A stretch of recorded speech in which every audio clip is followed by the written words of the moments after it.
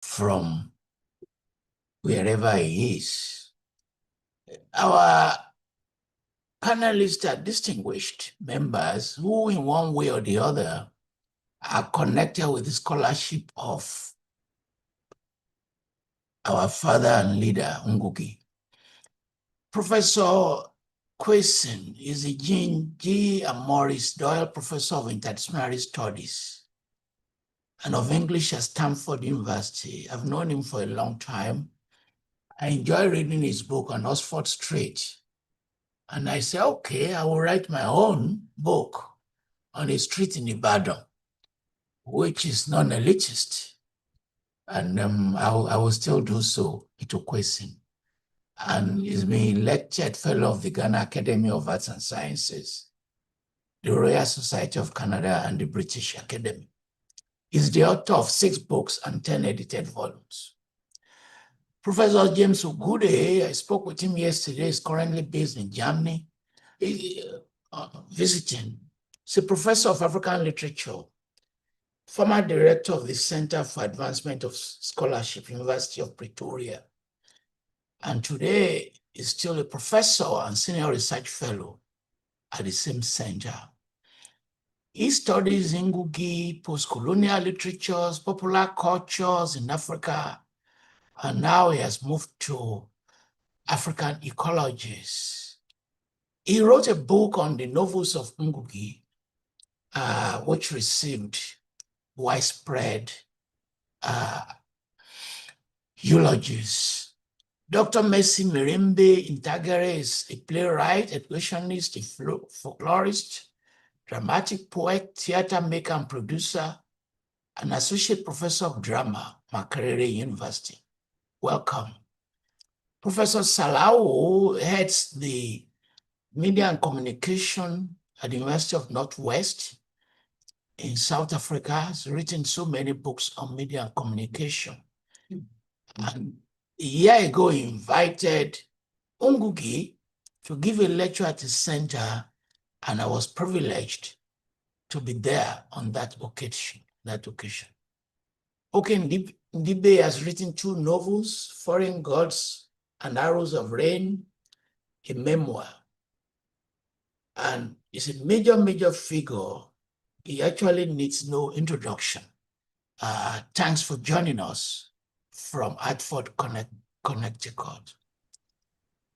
Monica Cheru Mpambawashe is the Vice President, the Southern Region of the Pan-African Writers Association, where she keeps talking about elevating African narratives. And she's published school textbook, and her work as an accolades from various institutions. Professor Peter Amuka wrote his PhD thesis on Ngũgĩ, and he went to the University of Nairobi in the 70s, where Ngũgĩ was his teacher. And later he joined Moi University's Department of Literature, where he retired in 2022. And he continues to write on Ngũgĩ. Welcome all of you, and thanks for joining us. I'm very happy you can be here today. So I have to thank our staff, our consultants. They're very valuable to us. We cannot thank them enough. We also have to thank our partners in almost 30 countries where they are viewing this live, radio and television stations. We are streaming to all of them, and we thank them for their partnerships and for waiving costs. They are doing this for free. Usually they charge some small amount of money, but they decided to do this for free. To members of our audience, we are grateful. You are going to talk. Just be very patient. You're going to ask all the questions you want. Just be very patient.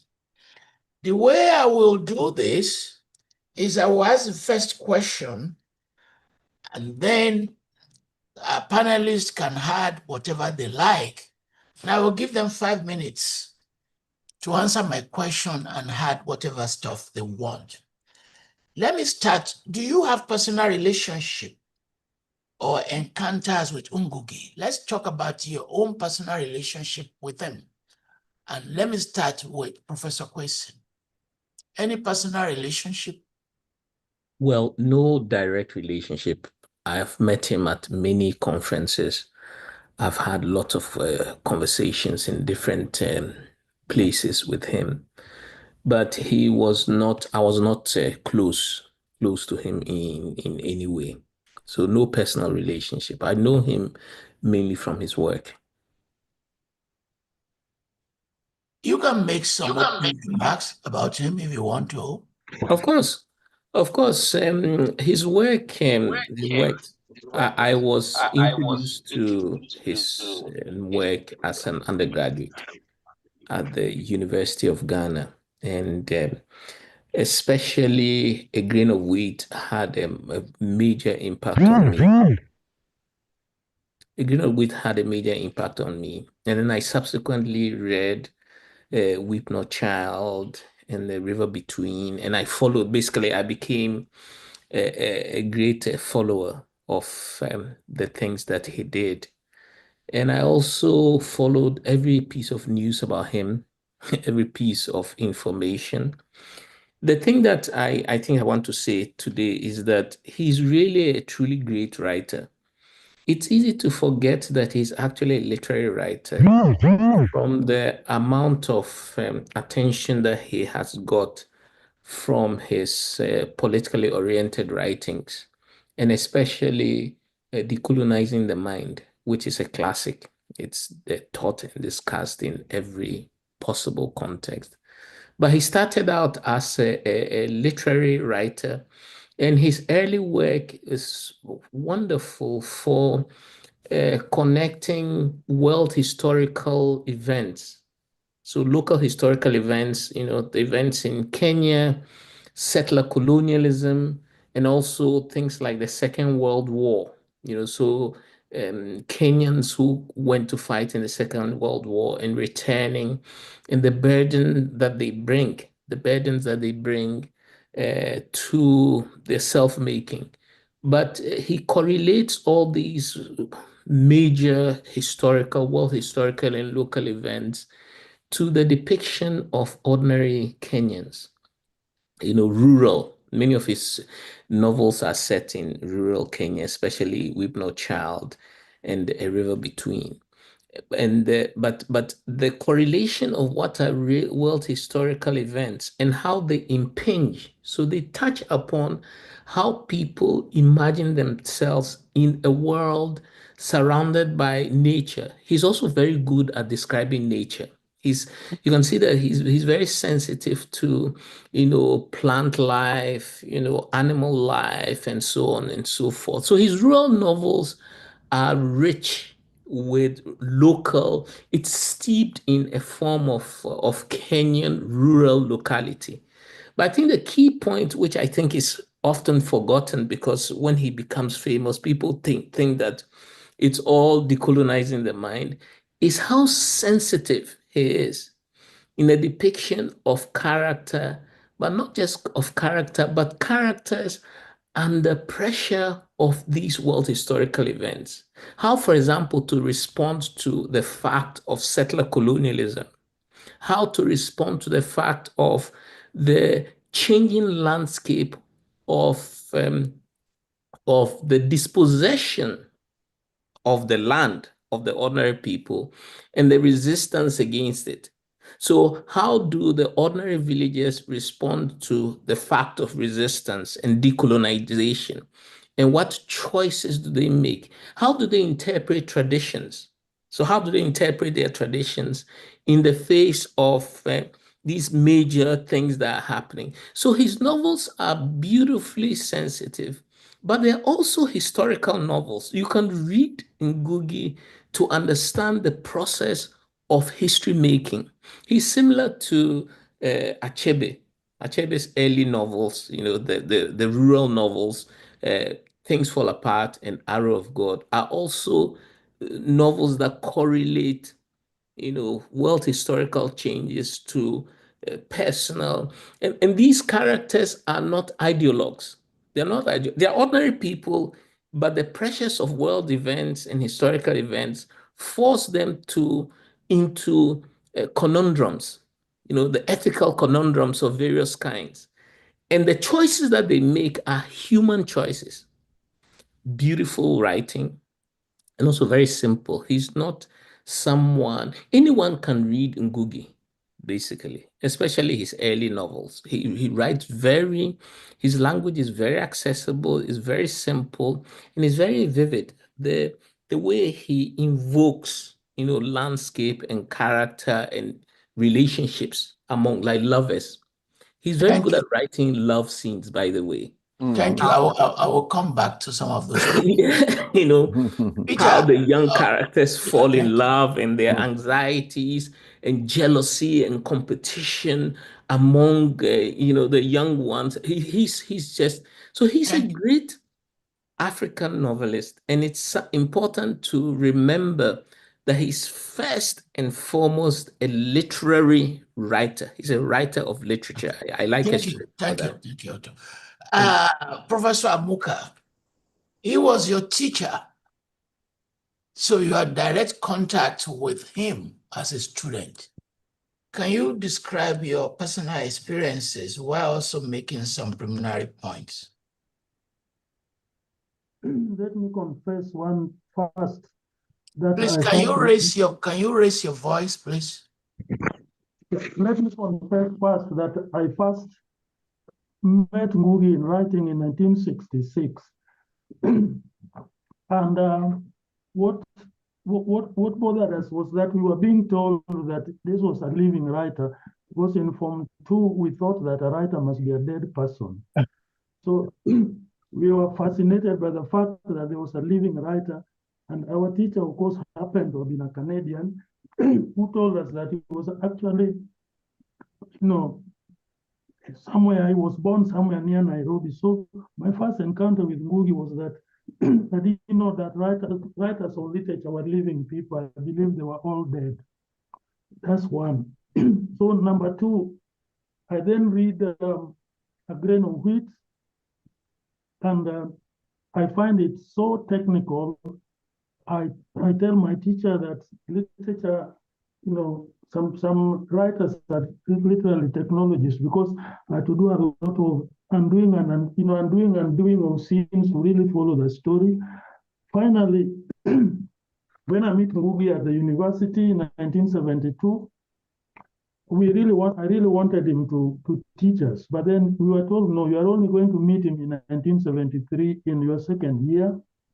But somewhere in the foyer of the building where we had our lectures, we saw him, and with a friend, a Ugandan, we remarked that this is not Ngũgĩ. We thought Ngũgĩ, being the writer whose A Grain of Wheat we have read, should be taller than this. Why isn't he like Okot Pabitek? We joked, and then this friend, but also going to the university with us, sorry that I have a cold, but I'm struggling to work with it. So we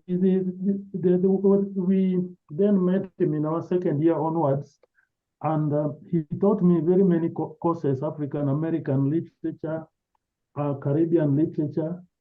And what we liked most at that time is that he had met very many of the writers that who were from the Caribbean, from America, and so on and so forth. And so the longer I stay, I interacted with him, the more I was convinced that there were actually writers on Earth who are alive, and so on and so forth.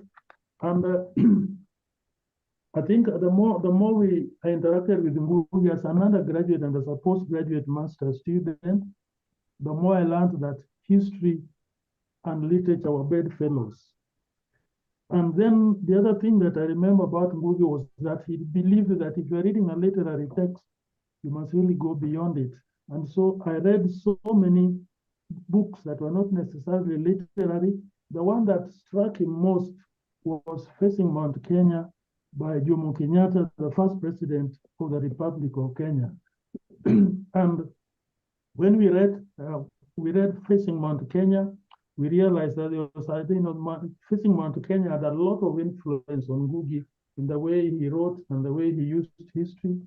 And there were so many things that were in Facing Mount Kenya that were common to the things that were in Ngũgĩ's writing. I think one thing that struck me then as now was the way he treated the land literally as a god. Something divine about it. And what is fascinating about it, and I have this opportunity to say, was that you have these characters that stand on land. The land is revered, the land is a god, and this god land goes and climbs up very high on top of Mount Kenya. So that when you read Ngũgĩ, his earliest writings, you see Ngũgĩ facing Mount Kenya like Jomo Kenyatta. Thank you very much. I will come back.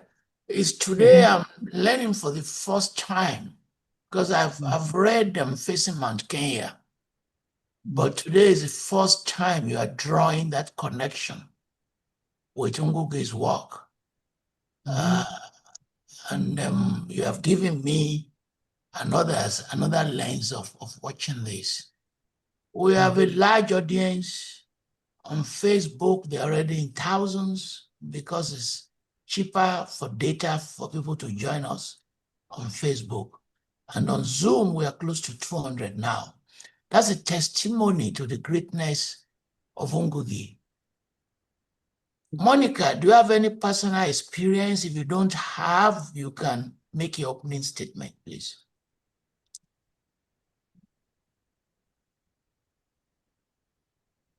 Yes. One of you is using phone. You have to put it on silence. Professor Cheru, can you unmute yourself? It's not from our end. It's not from our end. Okay, I will come back to you.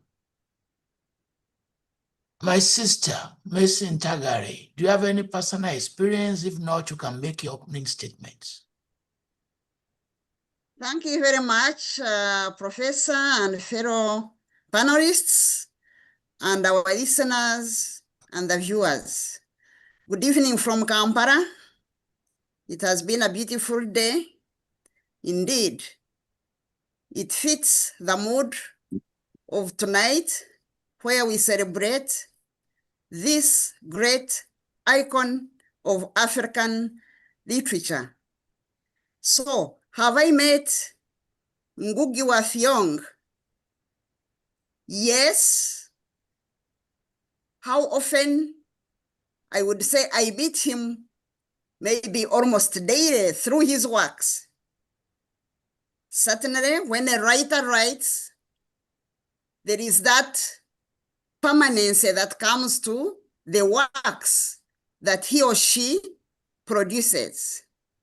I met Ngũgĩ only once, so all that I know about him, I've read through his works. I've read what others have written about him. Yes, I studied literature for my bachelor's degree and master's degree, although my specialty is in drama or theater. How has Ngũgĩ impacted me or influenced me? First and foremost, the simplicity of language. Right from his other books through to his critical or literary texts, I tend to understand Ngũgĩ, and his ideas resonate with mine, especially on the issue of decolonization, Africanness, identity, to be who you are and take pride in who you are, and of course, to try to live what you believe in, because I believe that's what he did. Also, not to be limited by circumstances. We know that some of his greatest books came when he was in prison. And of course, even when he was in exile, he was not limited by the situation around him. But in the earlier clip of the interview, of the video, we saw that almost averagely every 2 years, he was bringing out new work. And to me, that speaks of resilience, speaks of the conviction, speaks of a person who is, yes, his own person and living individually, but is actually steeped and living for community.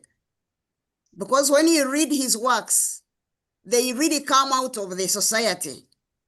I'm a Ugandan, but I've been to Kenya several times. I can't say I know too much about Kenya, but I can see some of the reality of life in Kenya in some of the works of Ngũgĩ.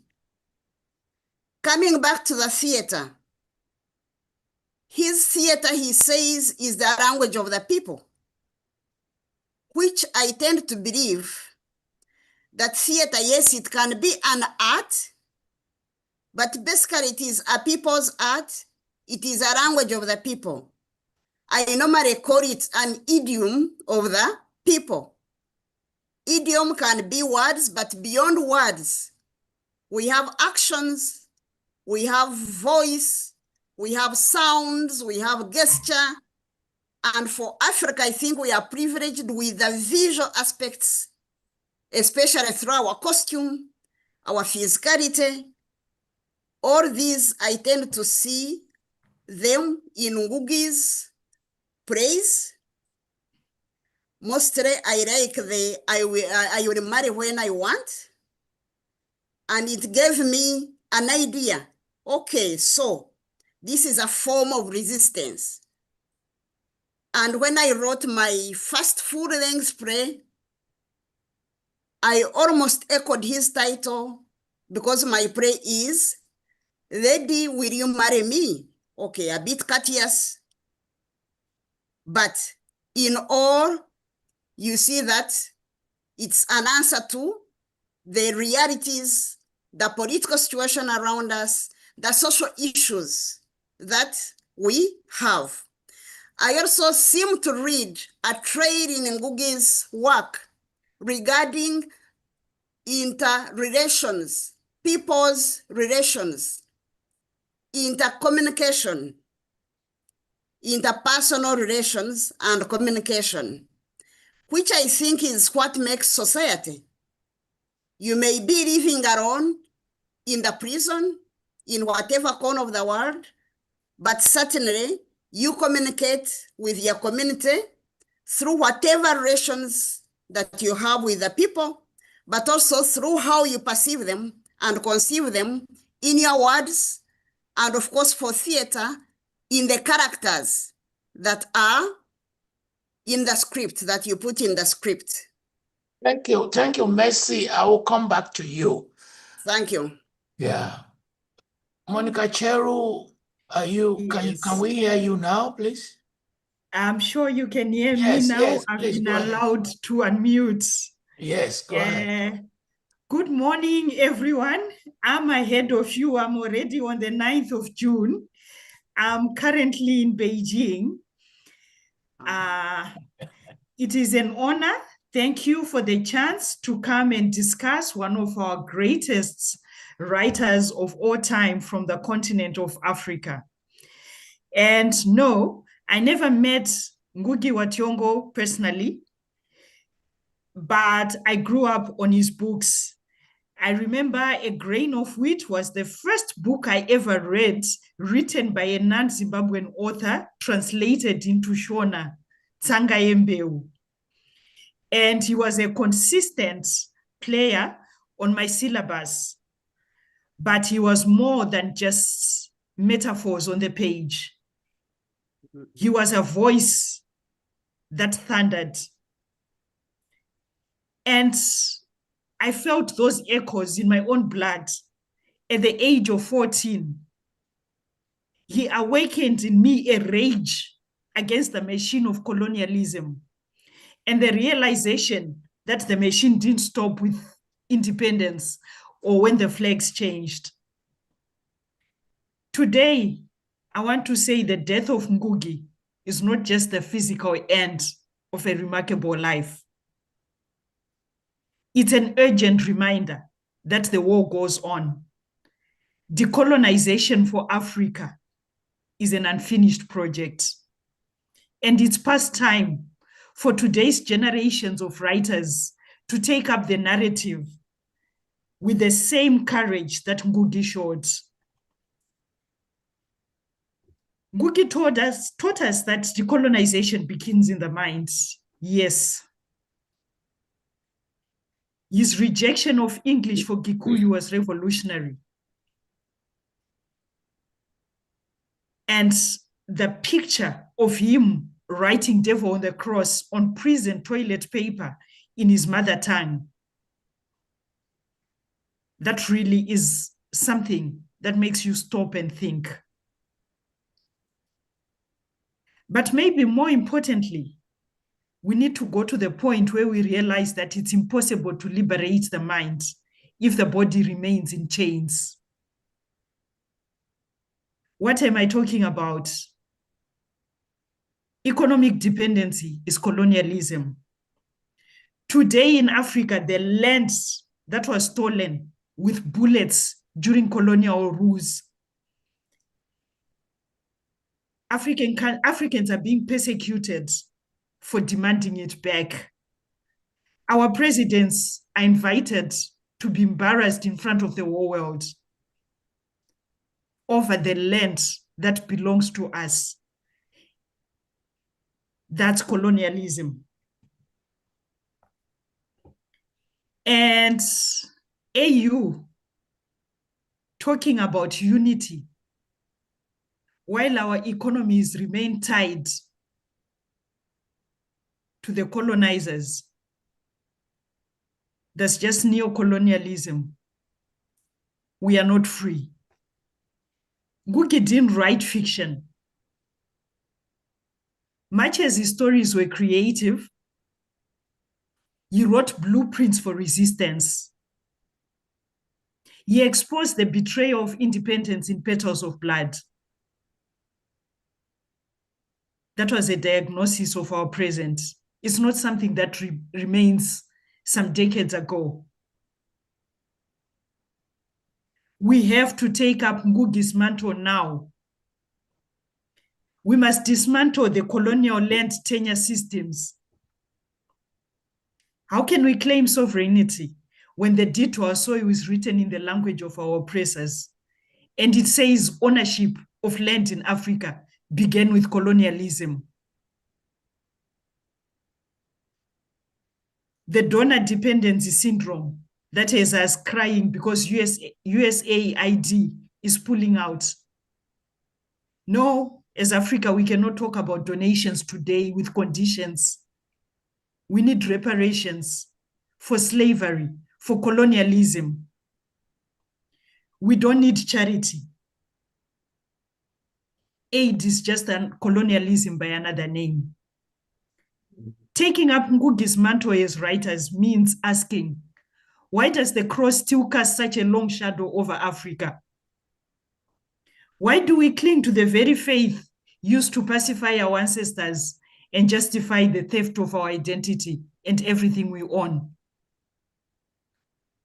We must stand up and confront all inherited hierarchies, including the pulpits. To my fellow writers, storytellers, Ngũgĩ has left us a job to amplify these demands. It's our turn to bend the colonial archive, not just in literature, but in policy, in economics, in faith. We don't need more dialogue about poverty in Africa.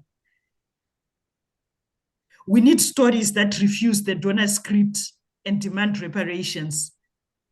Justice is what we want. Our keyboards are not for social media only. They are spears. Let's wield them like Ngũgĩ did, without apology, without fear. Let's write the next chapter of decolonization. let's carry on the torch that he has left us. Thank you. Thank you, Monica, for that brilliant poetry. I think each line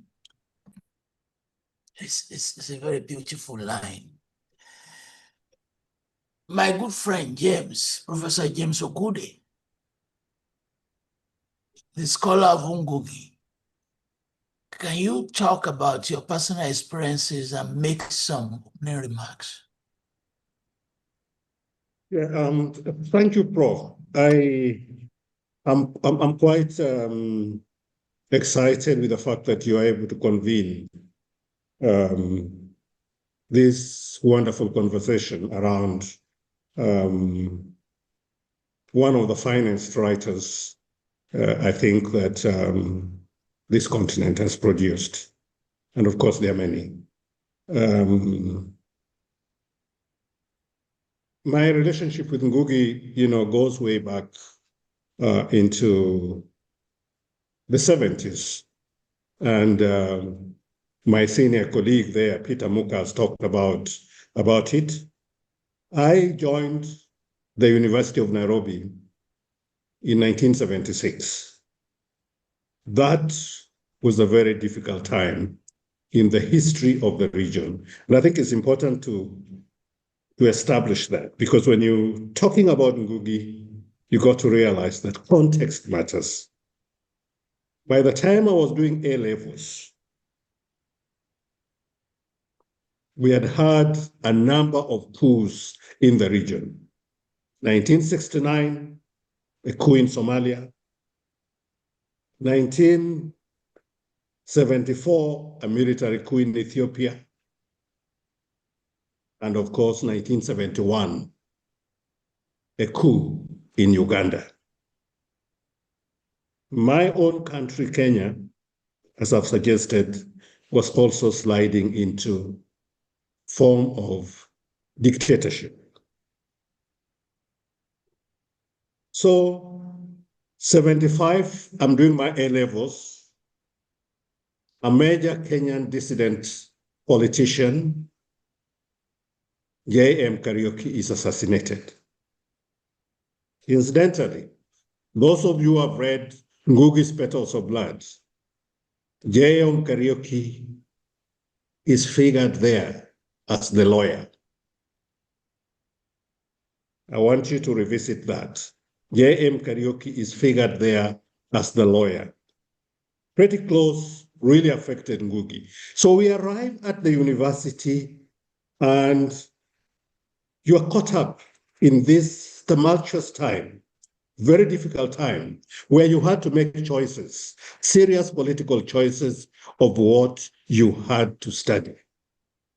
Again, my colleague Peter Amuka will tell you, you are either driven, if you are doing BA or Bachelor's of Education, you are either driven to literature, and at the same time, or alternatively, you go to political science.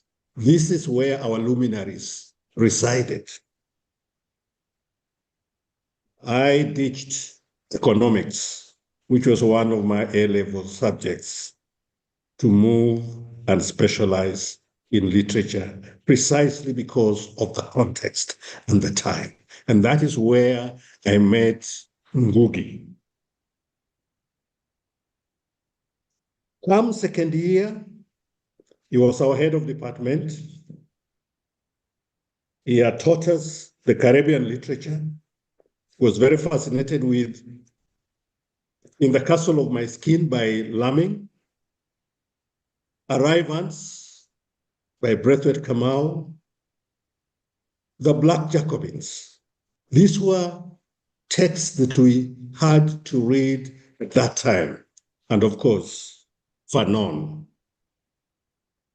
a book, a man that he encountered during his time at Leeds and would become so fundamental in his thinking, so fundamental in the way that he looked at the post-colonial moment, not just in Kenya, but in the broader African society. So that is the context within which I met Mwalimu Ngũgĩ.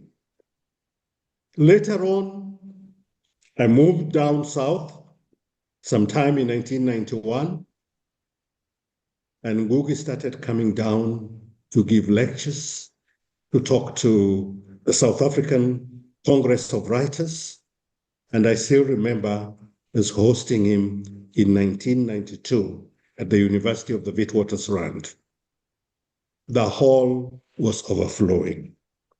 But one thing that emerges out of that was the intimacy that Ngũgĩ developed with the people that he encountered, the young writers that he taught. As I speak now, there's greater eulogy that is going around, doing the round in South Africa, precisely because of the impact that Ngũgĩ had made there. Just the immediate aftermath of Mandela's release, that was even before the democratic dispensation. He would then come later, and every time he came there, we would meet. So that's the link that I've had with Ngũgĩ over the years. And I've said every time he came to South Africa, he would seek me out. In our class, he remembers me. He remembers Simon Gikandi, that some of you might know, because we were classmates. And he would tell me, you guys are carrying the torch. Now, Ngũgĩ's writing, just briefly. I've always felt that Ngũgĩ's writing is very biographical in a very special way. Biographical in terms of the influences, the historical and political influences on his life, but also what in literature we call traces of reading.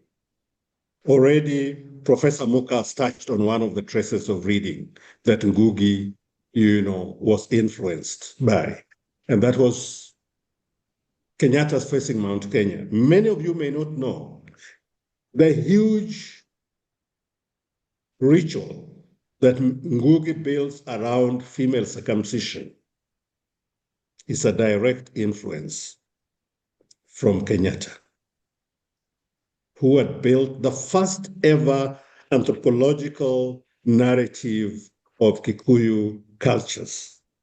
So he draws that. But I also want to tell you, I'm using that because Ngũgĩ has also changed over the years. In his revised text of The River Between, the circumcision scene has been excised. You may want to understand why. In the revised Kikuyu version of the same text, the circumcision scene has been excised. The awareness that that particular ritual had served a purpose and it needed to move on, especially due to gender influence and pressures and awareness, he decided that he would excise that scene from the novel. That is something that I wanted to share with you because people always think that Ngũgĩ is this pedantic ideologue that does not change. It does change. And over the years, as you study his works, you'll see a man who was always very sensitive to his surroundings. And I think my brother Ato Quayson has touched on that, the sensitivity to the environment, the ecological environment. And that is another important thing that I wanted to touch on, that when you look at Ngũgĩ's biographical history, the first major memory in Ngũgĩ's works goes back to the displacement of his family.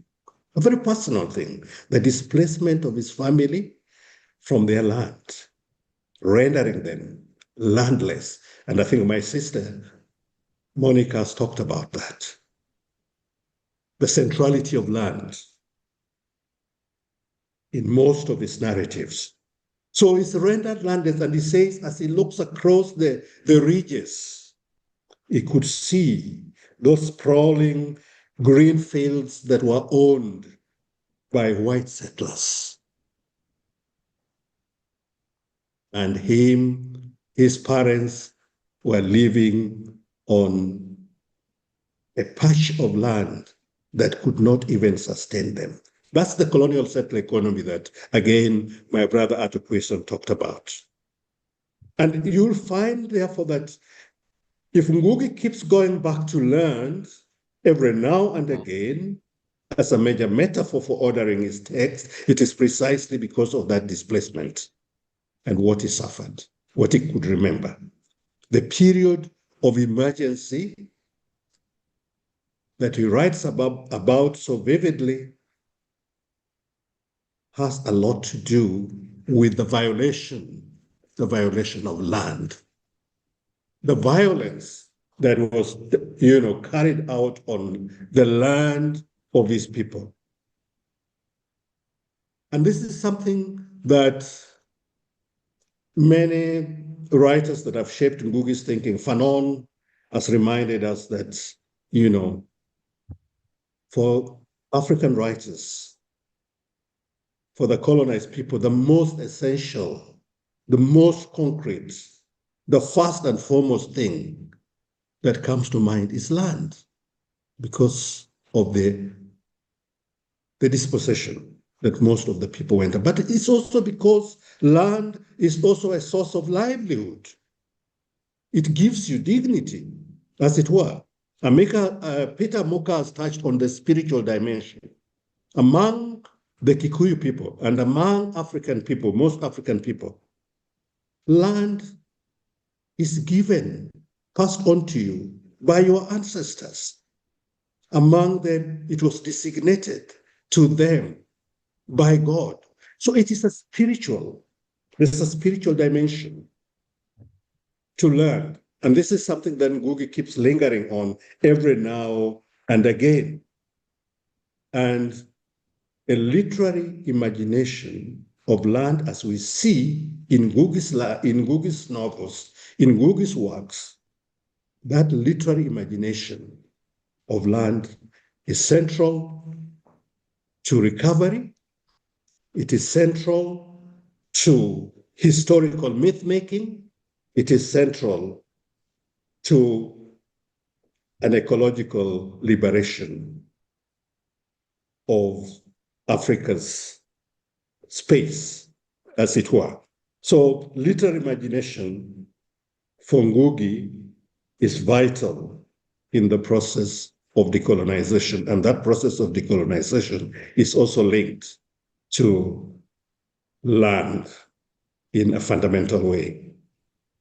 Let me stop there. You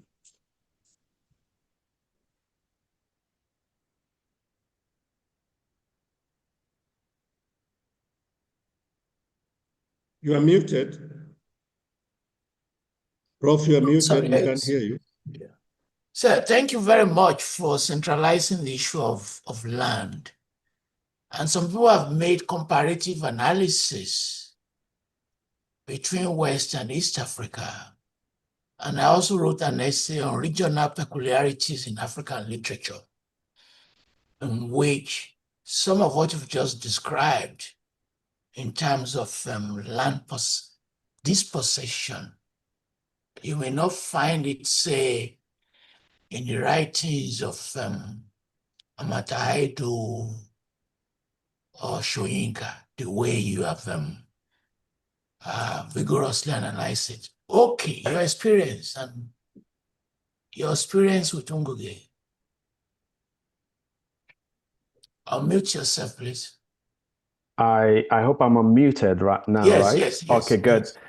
Well, thank you very much, Professor Falola, for curating this befitting celebration of one of our finest writers, not just one of the finest African writers, but indeed one of the finest that the world has seen. Ngũgĩ was, and since he's a writer, he lives on, so I like to say is, one of the most capacious talents and one of the most generous as well. Part of what I like to do is actually to speak about my personal relationship with him, because I did have a very robust, very beneficial, excuse me, for me, relationship with the man that I called Mwalimu and sometimes Nzi. I actually had the fortune of speaking with Ngũgĩ just 2 days before he died. On the Saturday prior to his death, he had called me close to midnight to tell me that a former student of his at UC Irvine, a Chinese American student of his, was going to be in his house in Atlanta, he said, within the hour. And he told me that this young man spoke Igbo, and as all of us know, Ngũgĩ was very passionate about the use of our indigenous languages. So he told me that once they got to his house, there were 3 of them, his former student and 2 of his friends, were coming to spend the long Memorial Day weekend with him. So he said once they arrived that he would call me so that I would speak Igbo with this Chinese kid. He didn't call me that night, but he called me the next day. And it turned out that the Chinese kid had been in Nigeria for a bit, knew maybe 2 or 3 sentences in Igbo. So once we exchanged a few sentences there, and Ngũgĩ put the call, by the way, on video. So it was such a delight to see him in his dying days. So we, I basically spoke and sort of indicated to the young man to say or oh, because he really didn't speak much Igbo. On Monday, I then got a call from a woman, a scholar who is doing a biography of Chinua Achebe, and she had interviewed Ngũgĩ the previous day. And she told me that Ngũgĩ seemed tired, so that she was only able to do 30 minutes of the interview. She had a lot of questions, but she had to cut it off. So I said, I know that Ngũgĩ was very passionate and was usually excited to go on and on the question of language. So I said, let me call him. So I called him on Monday. Again, he put me on speaker. His Chinese students sat next to him and was holding him by the shoulder, almost as if Ngũgĩ needed that help to sit up. So I said to him, Mwalimu, what's wrong? So he pointed to his throat, almost as if saying, I can't speak. And then he indicated that I should speak to his guests. So the lone woman in the midst then got on the phone and said the Professor Ngũgĩ was weak, but she said to me that his strength will come back and then he will speak to me. So 2 days later, Ngũgĩ was dead. So I was able to have this very quick conversation with him. Ngũgĩ was a teacher to me. There are some of you who had the fortune of being his students in a formal sense. He was my teacher in an informal sense, in the sense that, first of all, my formative years as a reader and lover of literature in secondary school entailed immersion in the work of Ngũgĩ, his early work, The River Between and Weep Not Child. And then as a young journalist in Nigeria, I ran into Ngũgĩ at the University of Calabar, where he came to deliver a keynote at an international conference, literary conference that University of Calabar hosted in the 80s. But when I came to America, I reunited with Ngũgĩ and our relationship really became cemented. And my own creative ferment had something to do with Ngũgĩ. Anybody who's read my memoir, Never Look an American in the Eye, will know that I became a novelist by telling a lie.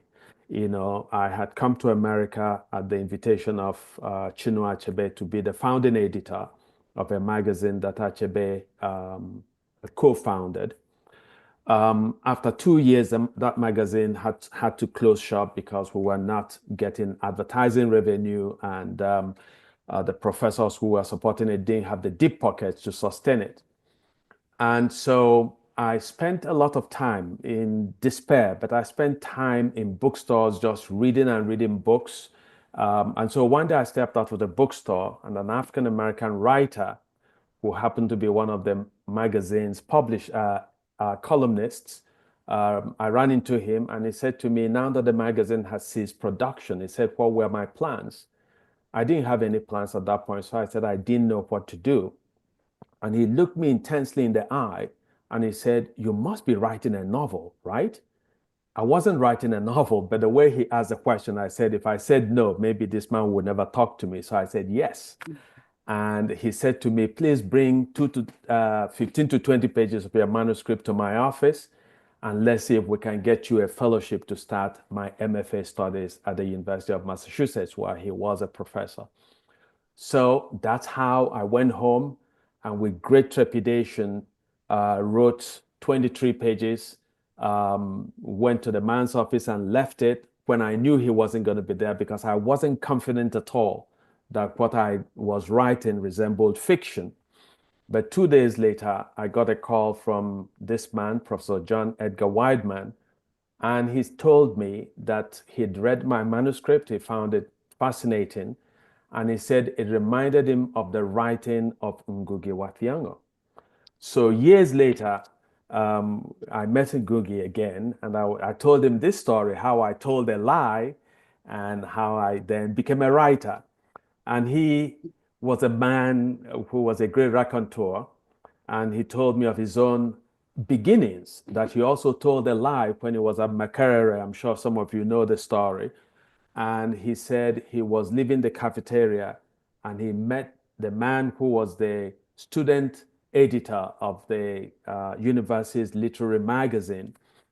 And he said he wanted to talk to the man, but he didn't know what to say. So he just walked up to the man and said, I've written a short story which I'd like to submit to your magazine. He hadn't written any short story. He expected that the guy would dismiss him, but the man said, oh, please submit it to me. So Ngũgĩ went to his room and began to write and produced what became his first short story. So his great storied career as one of the world's most widely acclaimed and respected novelists and intellectuals began with this fib that he told. But so it's something that is so awesome to find. So there's something about Ngũgĩ, and all of us, to one degree or another, have met him, in person. One of the things that I find most fascinating about this man was his greed for friendship and his capacity to speak to people across all age groups. Ngũgĩ, he and I had a very close communion in 2010. We were both in Nairobi for a Pwani Literary Festival. So I came to the restaurant the first morning I was there, and here he was eating alone. So he asked me, he said, okay, bring your food and join me. And so he and I had misgivings about his take on the use of indigenous languages as the proper medium for writing African literature. So we began this seminar that lasted over 4 days that we were both there, because every day now we made a date to meet at breakfast, and we'll spend 2 hours. And then Ngũgĩ was able to elucidate for me and to make it clear why his argument was sound, that African languages. And he said to me that Achebe was a great writer, and that Achebe had done something innovative in his use of English. But he said ultimately what Achebe has done was to enrich the English language. But he says the Igbo language, the Yoruba language, Gikuyu, every African language, indeed every language in the world, needed its own Shakespeare. And they said it was our duty to be that Shakespeare in our indigenous languages. So that was something extraordinary. that Ngũgĩ brought home for me during those seminars that we had in Nairobi. And I'll tell one other quick question. So Ngũgĩ, I showed him once a video of my mother-in-law, who is now 96, and my mother-in-law was dancing. And so Ngũgĩ began to call my mother-in-law. He will call me, speak to my wife as well. And he was proposing that he wanted my mother-in-law, who is a widow, to marry him. And he said, because at 80-something, he said he wanted a much older woman to be his wife, so that the woman would say, "This is my young man." So Ngũgĩ was just a man who had a great sense of humor. Thank you very much. Let me turn to Professor Salawu, but this time not about your encounter and experience, but can you are a language expert, and if many of the obituaries and commendations, adulations on him, they centralize this language. Indeed, in some of the tributes, they are not even talking about his novels. They are talking about language issues. So can you present his views on the use of language and the critique of that choice? Thank you, Professor Salawu. Thanks so much, Professor Falola, and thanks for putting this together. Maybe I should start by saying I'm not too sure that I can call myself a language expert. just that I have a passionate interest, in media in African languages. And that, in essence, was what endeared me to Professor Ngũgĩ, Wationgo.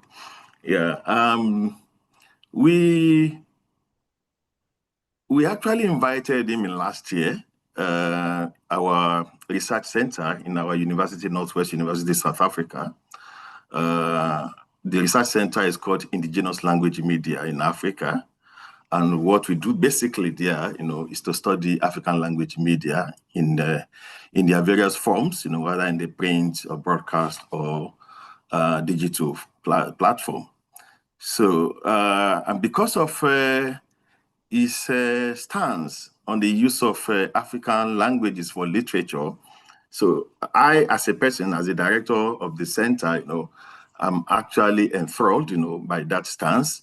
And I would say that that has actually helped me, in the way I go about, this research, in African language media. Yeah, it has been a kind of inspiration, for what I do. So we invited him last year, August 15, to come and give us a public lecture in our research entity. So unfortunately, he couldn't come in person. He agreed to come in person. Originally, he wanted to come in person, but he couldn't make it. I guess maybe he was having some health challenge, around that time. So we opted, for him to have the lecture virtually, and it was well attended. Yeah, I would say that though that could have been my first opportunity of meeting Ngũgĩ Wationgo, in person. I never met him, and I was really looking forward, to seeing him. Every one of us, were looking forward to seeing him, at the lecture, which he could not give in person. So, but then I'd met him, through his works as a young person, or rather, let me say, younger person. Maybe a secondary school student, and all that. I came across his work, Weep Not Child, though not reading text for us in school then, but I came across it on my own and I read it. And when I got to the university, where I studied English for my first degree in Ife, because Ife literature program, in Ife has a very strong African literature bend. We had the opportunity of reading some of his works, like Devil on the Cross, Petals of Blood, and all that. Yeah. So, but as I said, my major interest in him, was because of his stance on the use of African languages in literature. And I guess his concern for the use of African languages in literature started, in 1962 during the writers' conference that took place in Makerere in that year, which they call a Conference of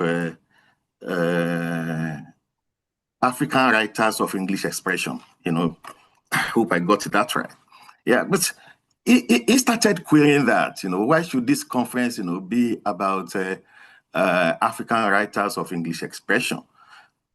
As at that time, he was a student at Makerere, and he had only written and published, just 2 short stories. One published in Transition, and another one published, in a student magazine or student journal. And here he was eligible to attend that conference because he had published, just 2 short stories in English. But then, he reckoned with the fact that, there are quite more prominent writers, of Africa who could not be at that conference.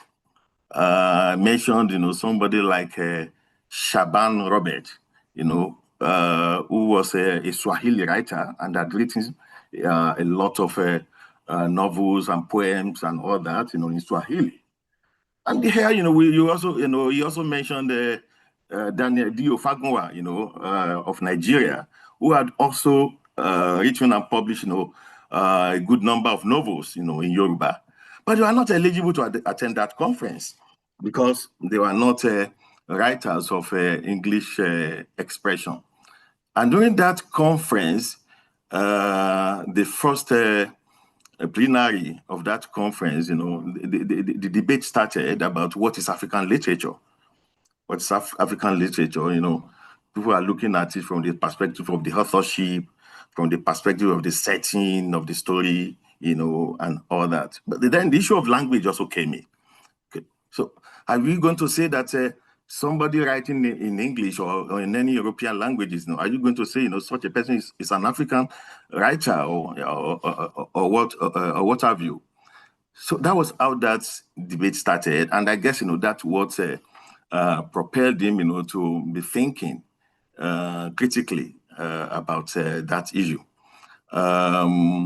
And I guess, he wrote his first 3 novels in English before he started, writing, in Gikuyu, beginning with Devil on the Cross, which has the title Kaitani Mutarabahini, in Gikuyu language. Yeah. So, but then not everybody, was in support of his stance.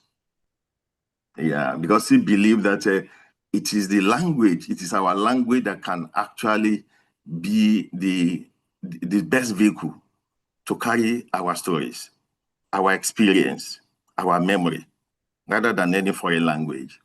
Yeah, but not many of the writers, supported him. One of them, was Chinua Achebe, as we know. Even though, Chinua Achebe himself had said, during one lecture that he gave in 1964, which he titled "The African Writer and the English Language," he asked the question: is it right that a man should abandon his mother tongue for someone else's? That's a question that Achebe himself put.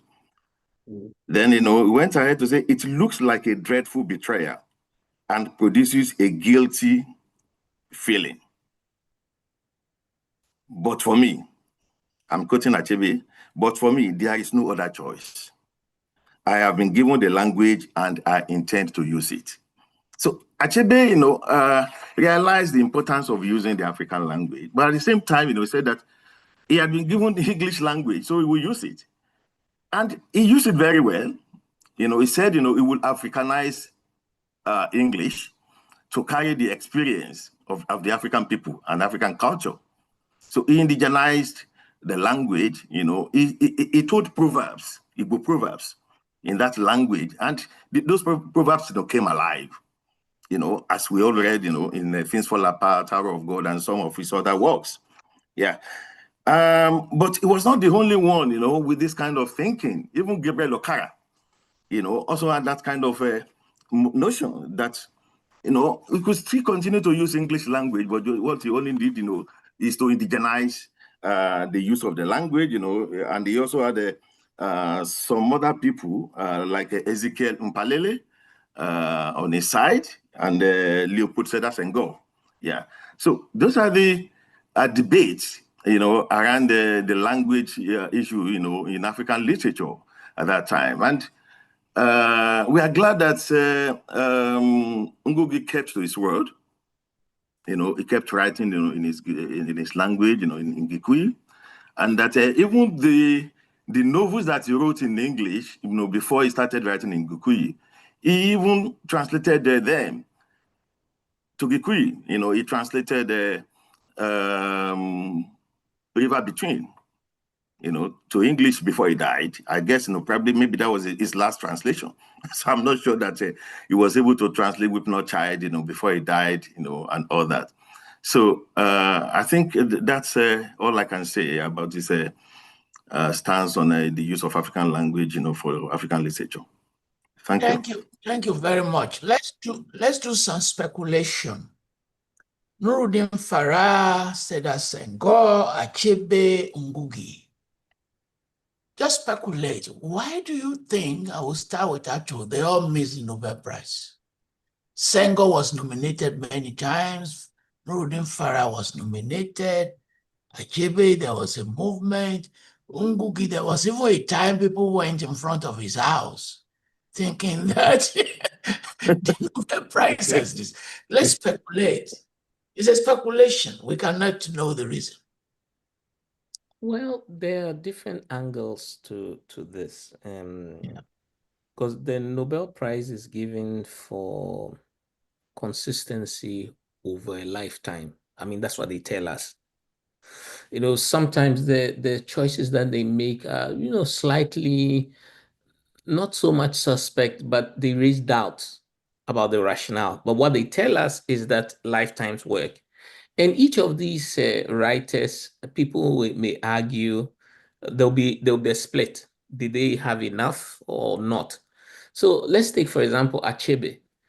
Achebe's Things Fall Apart, Arrow of God, No Longer at Ease, A Man of the People were extraordinary. But some might say that his rural novels were actually the most profound. His rural novels were the most profound. A character like Ezeulu, for example, is electrifying in the way he expresses his anger and irritation around everything around him. Everybody is annoyed. He's annoyed with everyone, but he's annoyed with everyone because he knows something that the rest of them cannot see. And that is that they are in the vortex of a world historical moment.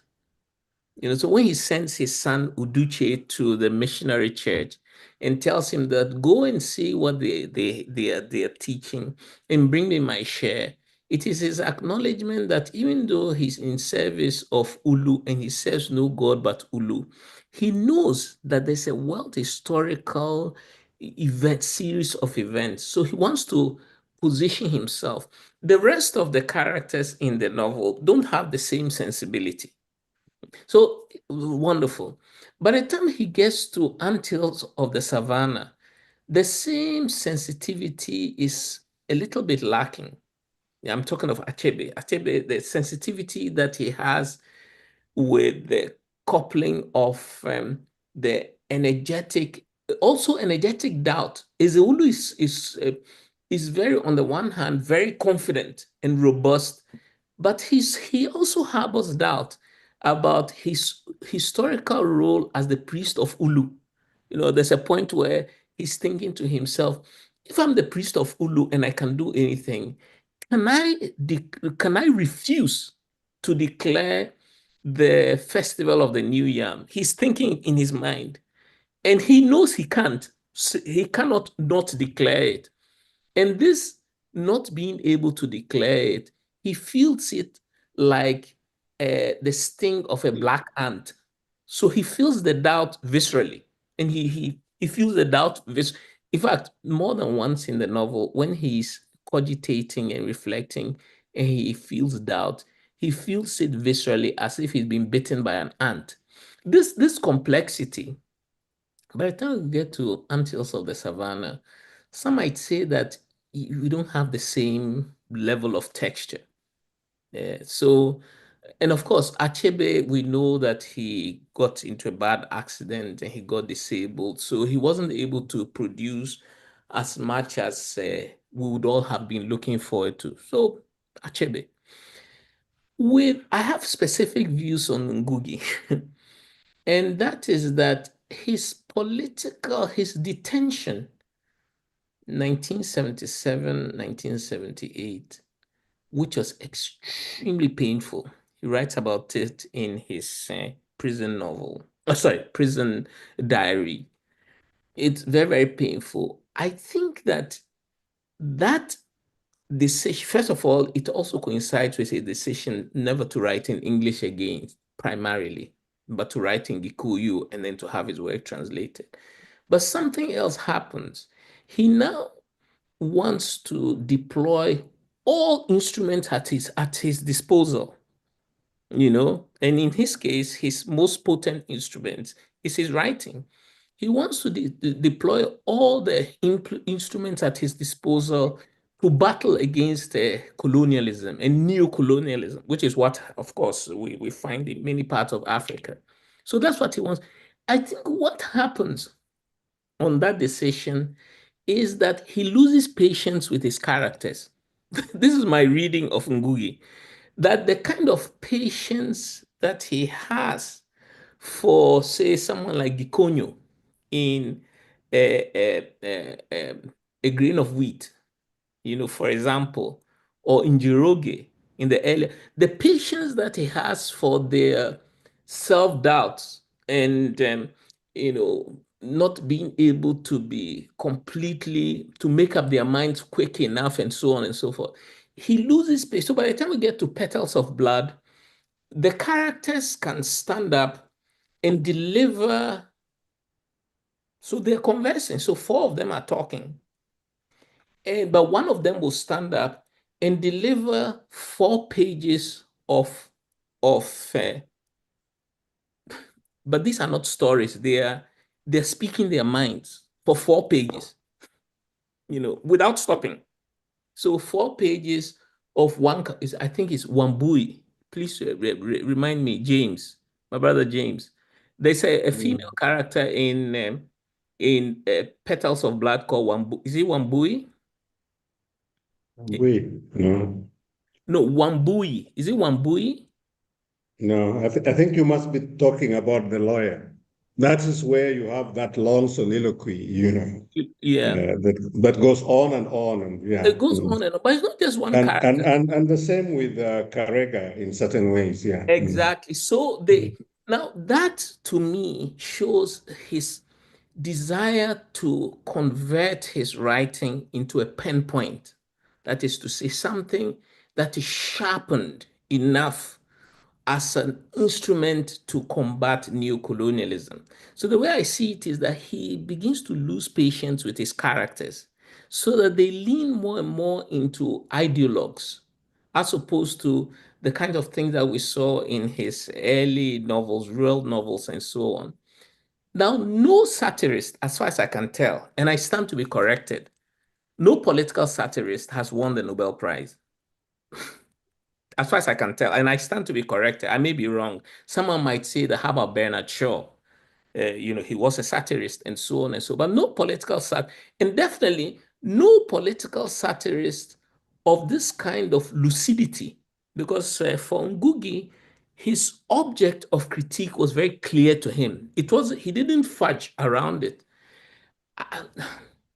I don't think any political satirist has been given the Nobel Prize. So in his case, I think this may be the reason why they shied away from it. They delivered it to Abdul Razak Gurna instead. And I admire Abdul Razak Gurna, but Abdul Razak, and I hate to, but I have to say it, Abdul Razak Gurna doesn't have the same energy. His writings don't have the same energy of Ngũgĩ, either early or late. He's a completely different kind of writer. So they gave the Nobel Prize to the first East African writer, to someone whose work is, and it has to be said, it's safer. Thank you. I know this will prove controversial, but this is what No. Chair, can I come Please, in there? please, it's for all of you to answer. Yeah. Look, I've had the privilege of sitting and talking to the chair of Nobel Peace Prize in literature. Quite an extended conversation. In fact, he had come to give a lecture, a memorial lecture, which was in memory of Nadine Gordimer. You'll recall Nadine Gordimer is one of the Nobel Prize winners, one of the very first Nobel Prize winners that we're talking about, on the continent. So, white woman, an activist, just like Ngũgĩ, was very close to the South African Congress of Writers. And there are certain things that I won't say here. So I got an insight into some of the processes of Nobel Prize in literature. I don't know about the others. Now, the one thing that I wanted to dismiss, which people have come back to every now and again, was that Ngũgĩ failed to get Nobel Peace Prize because he was an activist. That's not true.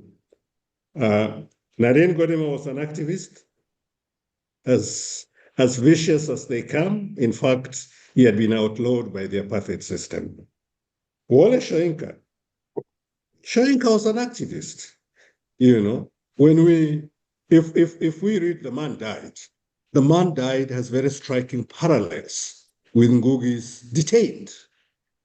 He was an activist. But my brother Ato, he was also a satirist. I mean, not all of them, but if you read Ngũgĩ's Harvest, which is really one of his best plays, was steeped in satire, So I think that the politics of Nobel Prize is increasingly become very complicated. If I had my way out, and one day if I meet you one by one, I can share some of the details with you, and you will be shocked. You will be shocked how we come to some of these prices. I think there must be other very good reasons why Ngũgĩ was not getting the Nobel Peace Prize. His writing. Look, Ngũgĩ's latest writing tends to be allegorical, invariably. Devil on the Cross, Matigari, these are fundamentally allegorical works. Allegory, writers turn to allegory under conditions of marginality, under conditions of exile. And if you look at the conditions under which Ngũgĩ then shifts and begins to write some of his latest works, they're conditions of marginality. You are writing in prison on a toilet paper. You need what we call a linear typology of meaning.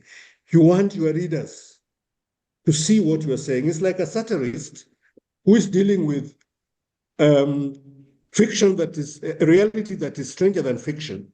So you go for estrangement. You want to bring a sense of shock to your readers. An allegorical writer goes directly to a very clear typology of meaning. You are in a hurry to communicate with your audience, sometimes an audience that you are alienated away from. Ngũgĩ's writing, one in prison, the others are written in exile. That is how allegory works. And allegory, by basic definition, is simple-minded. Look at Bunyan's Pilgrim's Progress. Thank you, James. If there is no other panelist who wants to contribute to this Nobel issue, let me move. Let me move to his essays. So I'm very public about it in terms of criticizing creative writers who write essays. Because when they're writing essays, they become like Tuin Falola. And I read the essays and said, what is this all about? So I tend to have limited respect for the essays of creative writers, because I think they're moving to areas where their competence can be debated. So a person like BJ, that's an essayist. So what do you think of Ngũgĩ? Leave his novels and plays aside. And I will start with Monica. What do you think of his essays?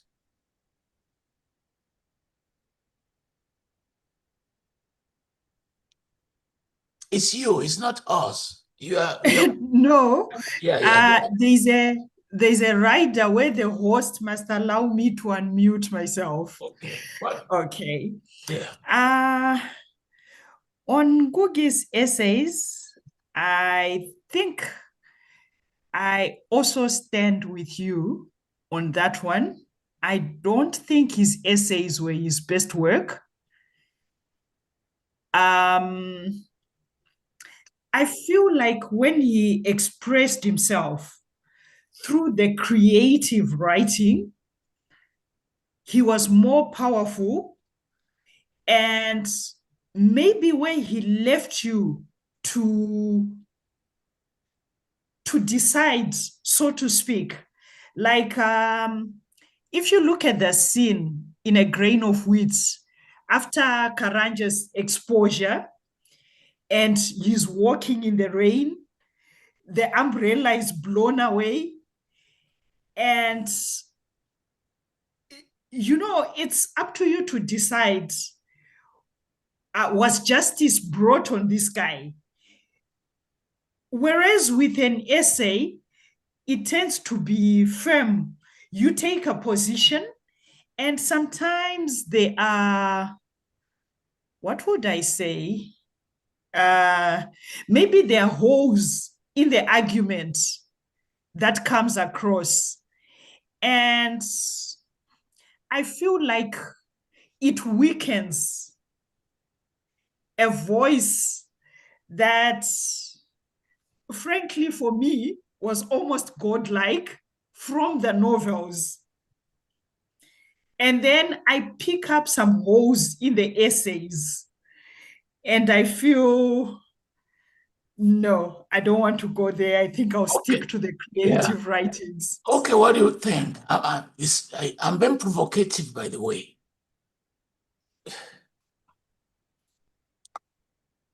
Hello, was that for me? No, it's for okay now. Thank you. Okay. Come on. Yes. Okay, am I unmuted now? Yeah. I actually would like to disagree, and to disagree strongly. That's very good. I think that Ngũgĩ, actually, I learned that is actually the N is silent, but out of habit, I still say Ngũgĩ is Ngũgĩ. Okay, I think that he is one of those extraordinary artists, creative artists, who had a mastery in a variety of idioms. I think that his fiction was extraordinary. But if you look at Ngũgĩ as a literary theorist, in his book like Globalectics, where, and by the way, the beauty of his literary theorizing is that Ngũgĩ lives up to a precept of clarity, almost as Malcolm X would say, make it plain. So we're used to encountering the theoretical writing of Derrida and Foucault and Lacan and Spivak, which would tend to be extremely dense and sometimes impenetrable, right? Ngũgĩ was able to make literary theorizing sing, was able to make it beautiful, and he was able to transmit himself. So the argument that he makes basically in Global Ethics is that knowledge production begins with self-knowledge. You have to be steeped in your culture. You have to understand yourself before you can step out and then add, as it were, knowledge of other spaces and other times, as it were.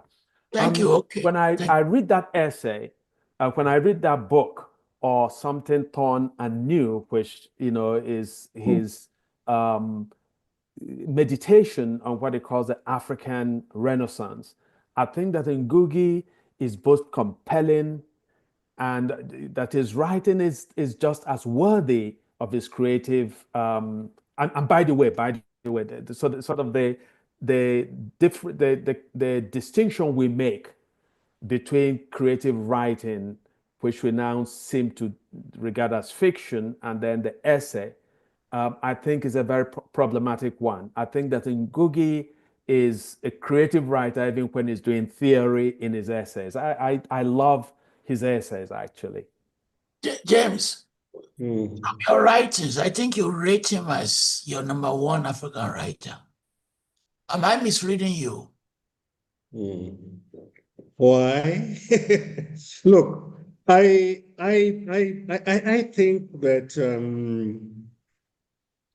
sometimes we are very unfair to Ngũgĩ because there's always a danger, and I think it's Anthony Appiah that has cautioned us against that danger, that non-resident scholars are always pushed to the tyranny of having to read African writers through the prism of Western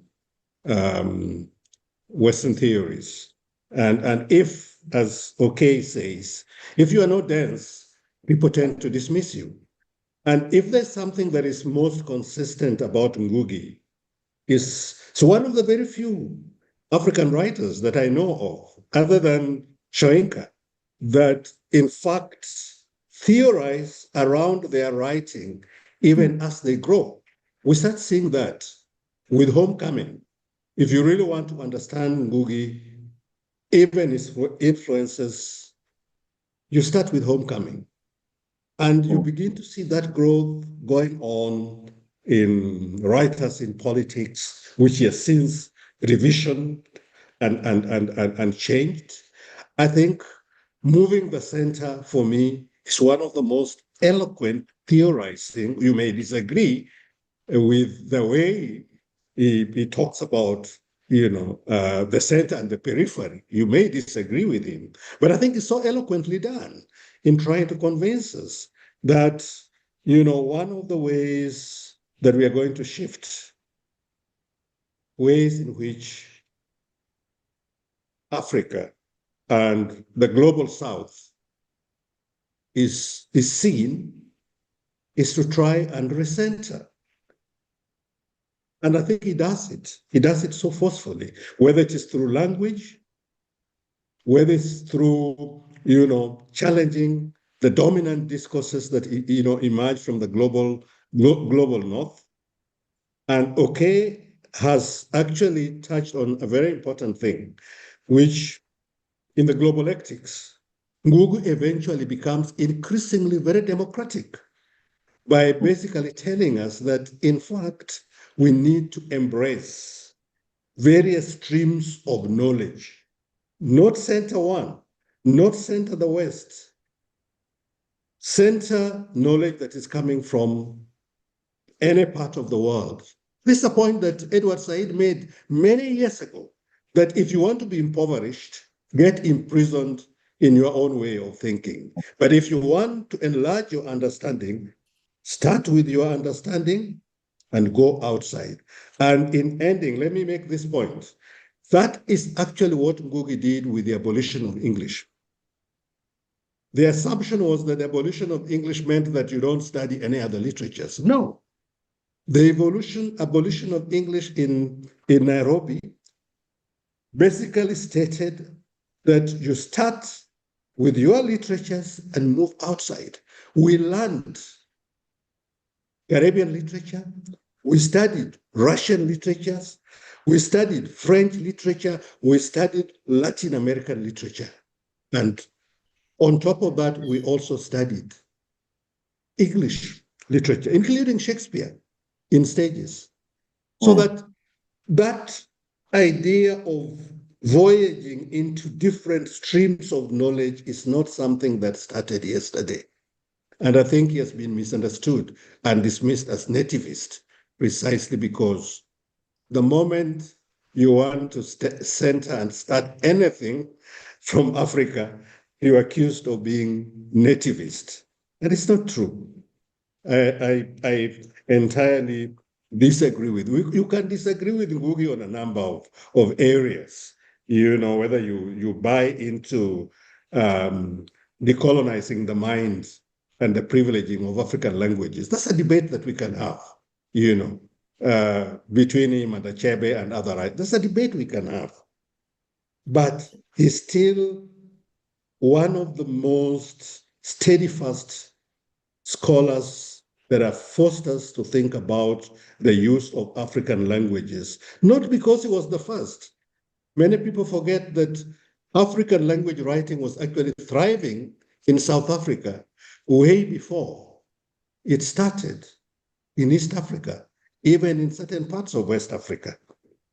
Yeah. Thank you. Before I bring in members of the audience, 2 questions for our panel members. So you run into someone who wants to read or know more about Ngũgĩ. Mention one book you will recommend and why. Just let me start with Messi. Yes, I will come, all of you. Yeah, thank you very much, Professor. I would actually go for what may be falling under the essay type. I'd go for decolonizing the mind. And why? Why? Because it's one book that I find it catches us at a point where Ngũgĩ says, stop and reflect. Who are you? Thank And you. where have you reached? Where are you going? How are you going to reach there? And to me, that is a very, very important question, not only for the past century, but also for this century, where even now we are going more technological, but who are you? Monica, which book will you choose and why? Okay, for me, it has to be A Grain of Wheat. Why? Because I think that was Ngũgĩ at his best. You can read the story just for itself, but why I would recommend it now, I am worried about young people who maybe never lived through colonialism and the liberation wars, who are coming up with the narrative that colonialism was better for Africa. And I think it is important for people to understand that phase of our history. Did you read there was a country by Achebe? Not yet. Not yet. Okay. Peter, which book will you choose? Just one, or writing or essay? And what would be your reason? I would choose A Grain of Wheat anytime. Okay. That's the novel I would choose. I love it. I've read it more times than any other novel on earth. As for essays, I like all of Ngũgĩ's essays. I think that Ngũgĩ doesn't just write for the sake of it.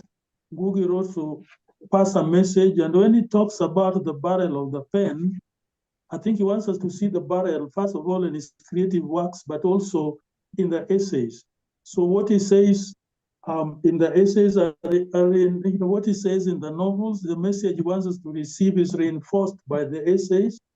And I think I've read nearly everything Soyinka has written, and everything Soyinka writes, he theorizes about, I think is thoroughly, present in his creative writing too. So for me, Ngũgĩ is as good as a creative writer as he's good as an essayist, but I love that a grain of wheat.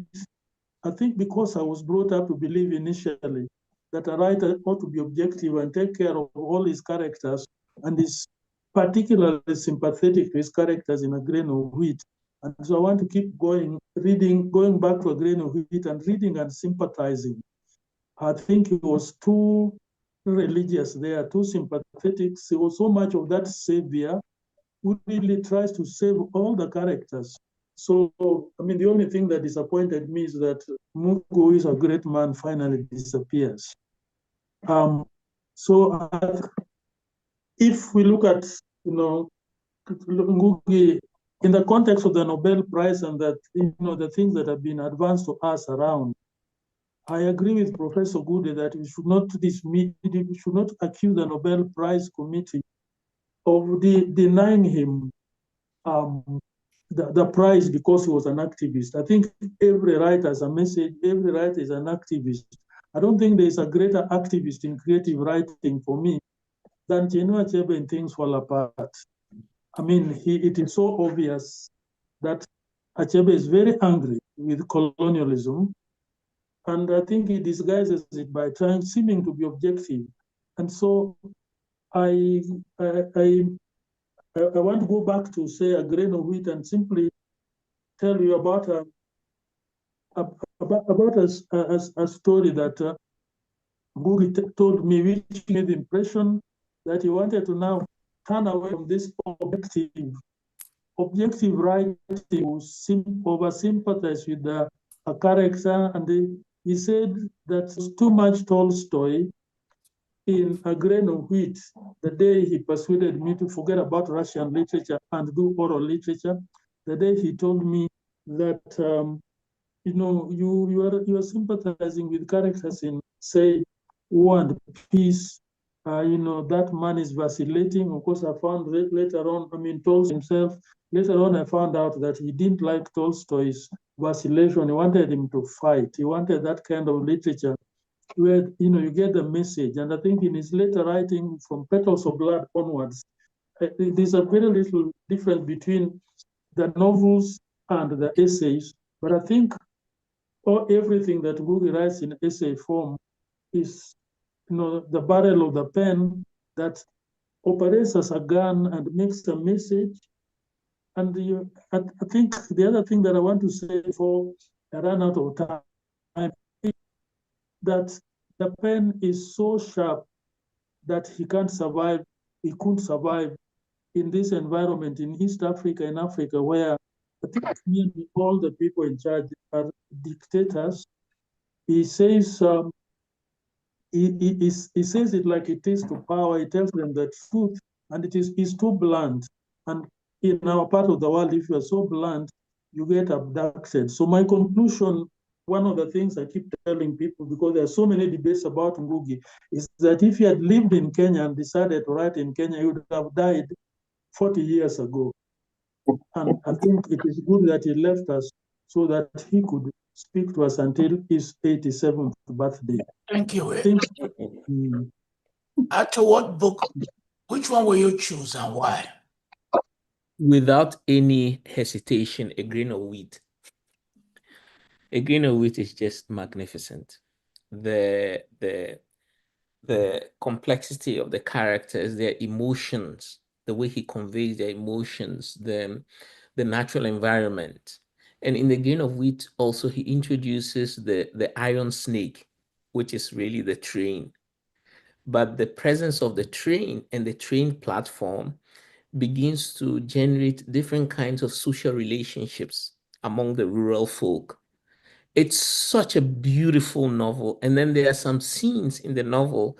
One is my favorite is when Gikonyo walks a long way from detention.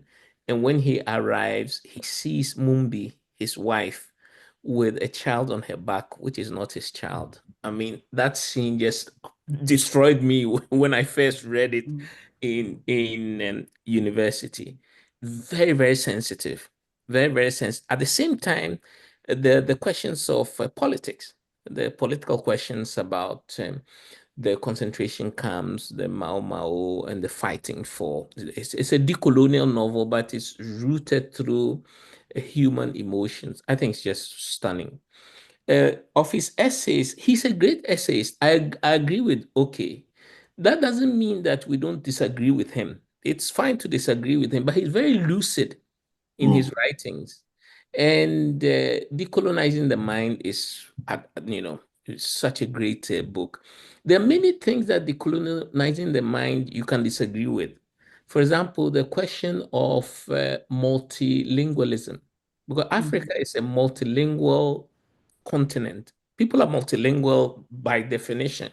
So what's the relationship between a given language and the multilingual context in which the language is spoken?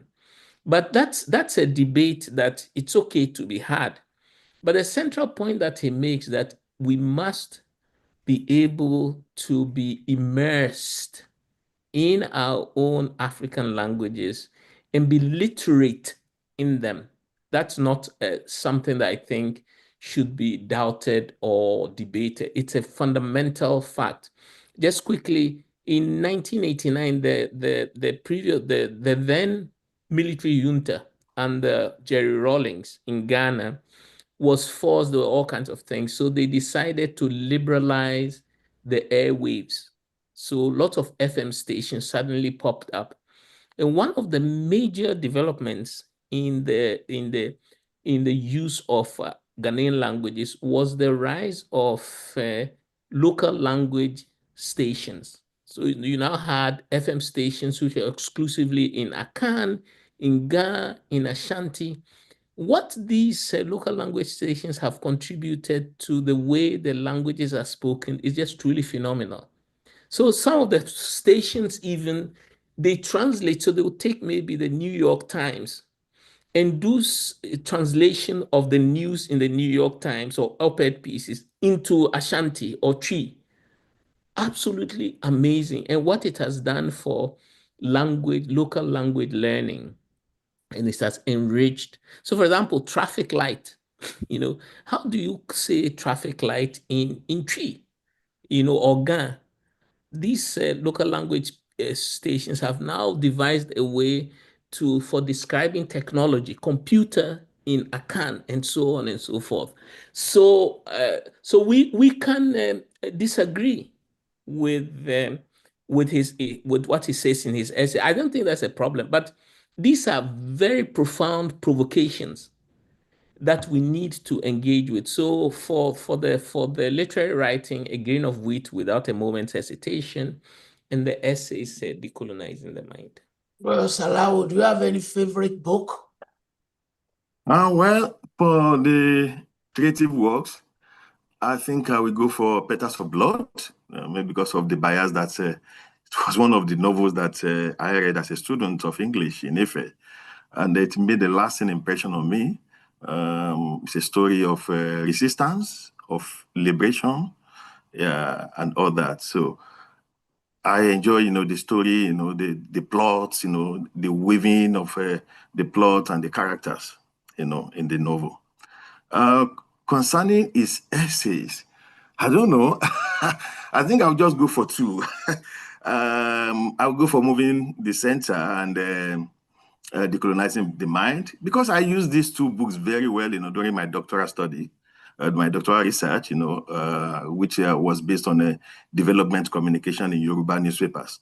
So the books, provided for me a very strong conceptual framework to approach the study. So I can't forget those books. So I will go for the two of them. But if I have to choose between the two, I will go for Moving the Center.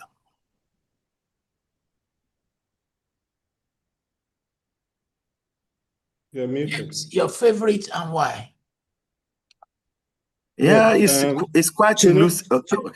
Achebe has an interesting comment in Anti Hills of the Savannah about the men of Amazon, and he says that had the fools disagreed, they would not have died. And I've decided to disagree, to be the dissenting voice, although I think that Salawu was the first to dissent. For me, it's difficult because I'm a scholar of Ngũgĩ, and I see value in virtually most of them, different forms of value. But if I had to make a choice, I've later been looking at, Whip Not Child. I think is a profound biographical narrative in many ways. And one of the things that it just brings to surface, first of all, the ambivalence around violence that later on Ngũgĩ tends to make absolute, very much after Fanon. In Whip Not Child is highly complicated there. The trauma of the emergency cuts both ways, whether you're thinking of the Mau Mau, loyalists, or you're thinking of the so-called home guards.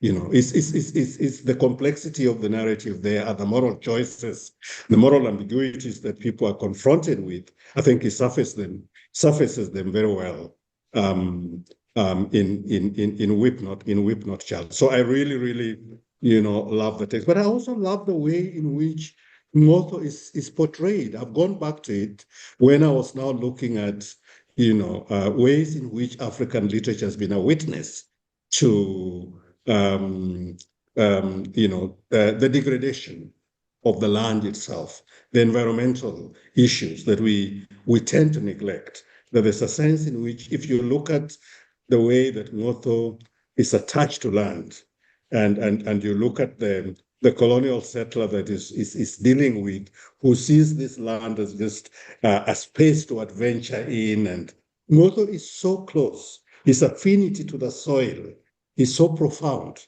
that in many ways it moves you. So I would go for Whip Not Child, and that's no statement against the other books because I love them for different reasons. In terms of my choices of the essays, I love Homecoming in many ways.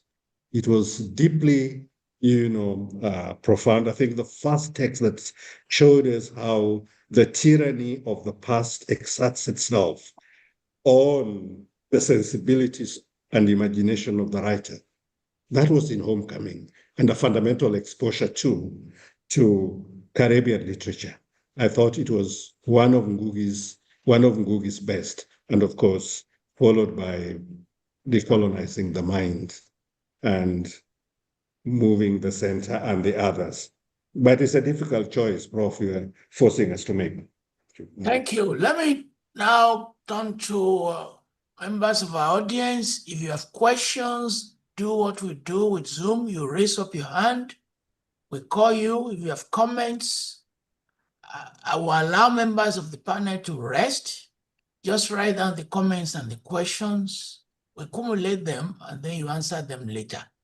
Members of our audience, you are so many. On Zoom, you are close to 200. On Facebook, you run into thousands. Instagram, thousands. But we only take questions from those who join by Zoom. Questions and comments from members of the audience. Raise your hand as you normally do with Zoom.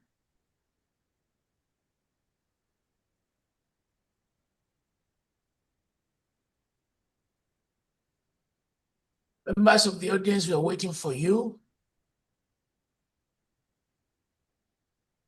Okay, we have Bill Indy, who is now coordinating the African writers in the diaspora in the US, and is a major poet, if you don't know him. What's your question or your comment, please? If it's a comment, don't make it too long. It's both a comment and a suggestion. I just want to take a minute to thank the panelists that in the shadow of this profound loss, we can cast this brilliant panel to celebrate a life with unwavering integrity, radical imagination, and unshakable love for Africa. And I join my voice with all what I have heard and to suggest that while we regret the fact that Ngũgĩ passes on without the Nobel Prize, it is my greatest desire that as Africans, Africanist writers, we work towards a prize that matches, if not surpasses, the Nobel Prize to honor our own. Because if we don't play our music and dance to it, we're trying to dance to foreign music, we will never dance to their satisfaction. I will end the comment there, but I doff my hat to the panelists. I thank you for a wonderful job done. And let's also remember, there is one of the books I waited to hear mention of, Something Thorn and New, The African Renaissance. Let us think about that. Thank you very much. Bill, Magdalene Idiang, please, Magdalene Idiang, introduce yourself, ask your question. Go ahead, please. Thank you very much, professors. This has been a very interesting, profound exposition on the life of Ngũgĩ.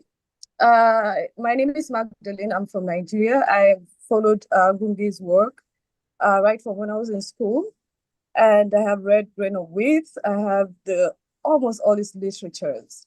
I just want to say thank you so much. It's been very emotional for some of us who called him a father, even though I have not met him personally. And I also want to say congratulations to those who met him directly. It's so beautiful to hear all the works he's done and the influences out of the people. So in light with the comment on the Peace Prize, so there's a book of Ngũgĩ, Matigari, where one of the quotes that's been with me is where he said, where in this country can you find a person gathered with a belt of peace and find truth and justice in this world? And I thought personally to myself that maybe he didn't get the Peace Prize because for some reason he came to the realization that honestly, if you have to defend yourself, the land, and take back the land, you have to fight. And he took back, the character took back the gun and said after the end of that session, or the story, it told of the story where he took back the gun and said, no, you cannot find a person. So my question is to James, could this have been one of the reasons why he didn't get the Peace Prize? Thank you so much. Thank you. Chen, introduce yourself. Where are you calling from? Chen? Has Chen disappeared?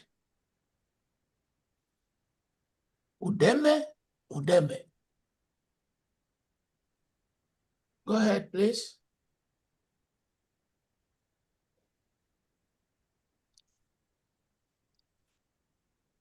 Please go ahead. Go ahead. Udeme is frozen. We'll come back to you. We'll come back to you. Olubode Bironke.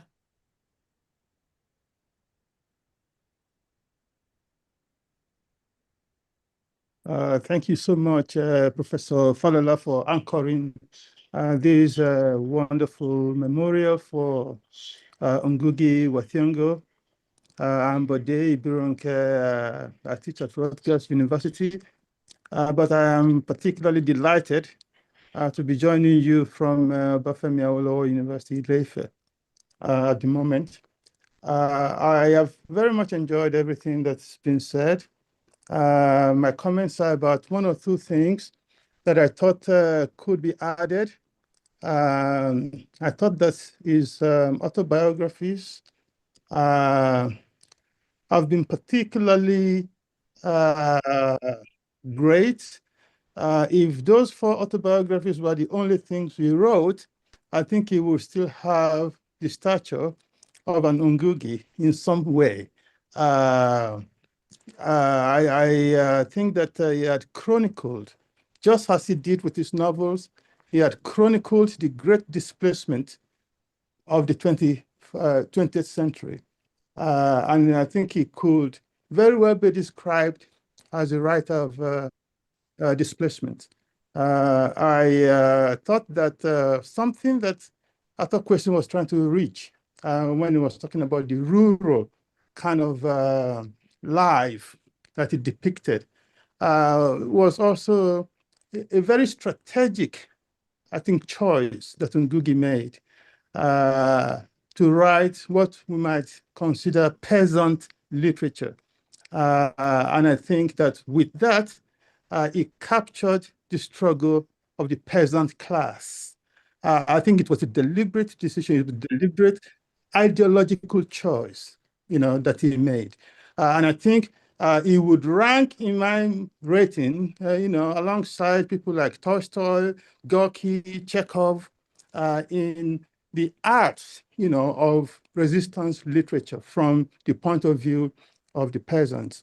And also, I would say that the question of language, this is one of the least kind of told stories about how Ngũgĩ encountered, how he found this epiphany of indigenous languages. It was when he was, as far as I can tell, and with my interactions with him, when he was at the Kamirutu Theater. Many of you who have been at, any stage play of Wole Soyinka, you could hardly hear what they're saying. You could hardly enjoy, the theater because of the language issue. And so when Ngũgĩ was at this theater and they were in Gikuyu, the reaction of the audience was dramatically different. People understood, people came to the theater. That was a life-changing moment in terms of his literary experience, that he had a direct encounter with an audience in theater who could connect with. And so what happened? The theater was closed down because it had an impact that his literary work had not had before then. That was why he was thrown in prison. So the moment of insertion, the moment of discovery of the power of the indigenous language as a medium of creative expression, the radical change that occurred from there, that was the moment that turned him into an advocate for the use of language. And I don't think we should gloss over or kind of minimize that moment. And I would say of the essays that he wrote, Moving the Center was almost a magical spell at some point. We were always chanting moving the center. It was very revolutionary, to think about the idea of moving the center of literary production, moving the center of power and all of that. And lastly, I will talk about an encounter with him at Rutgers where I had spent the day with him, and when he was giving his lecture, at the end of the day, I discovered that he had woven into his lecture almost every encounter he had during the day. Most of the discussions he had woven them into his lecture in a very creative way. And so when I saw the attentiveness, the spontaneity of his creativity, and at that time he was already an old man as well, and that ability to absorb his environment, the sensitivity that is being talked about, I saw it there, and it was awe-inspiring. That is this the way, creative genius works? And I think that he was a creative genius. Thank you. Thank you. Ken? Chen, is your system working now, Chen? Please go ahead. Unmute Chen. Chen, yes, please. Go ahead. Thank you so much. Where are you calling from? I'm currently in Canada, but I'm based in Australia all other days. Thank you for hosting this, and to our esteemed panelists, thank you. Ngũgĩ advocated for African languages in literature, but now if you look at the current crop of people, parents, audiences, readers, in my country, Zimbabwe, people don't want to speak in their languages. They don't want to teach their children in the diaspora native languages. So how do you propose we can disarm this flawed line of thought?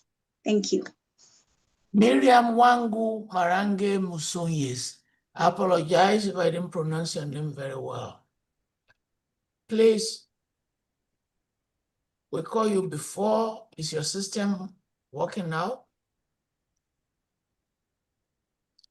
Can you please talk? Okay, sorry, I was struggling to unmute, but I have succeeded. Thank you very much.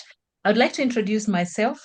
My name is there, you can see it, but I want to say that I'm joining this call from Nairobi, and to say that Ngũgĩ wa Thiong'o is, of course, my countryman, and that currently I sit in the office where he sat, as the chair of the Department of Literature at University of Nairobi.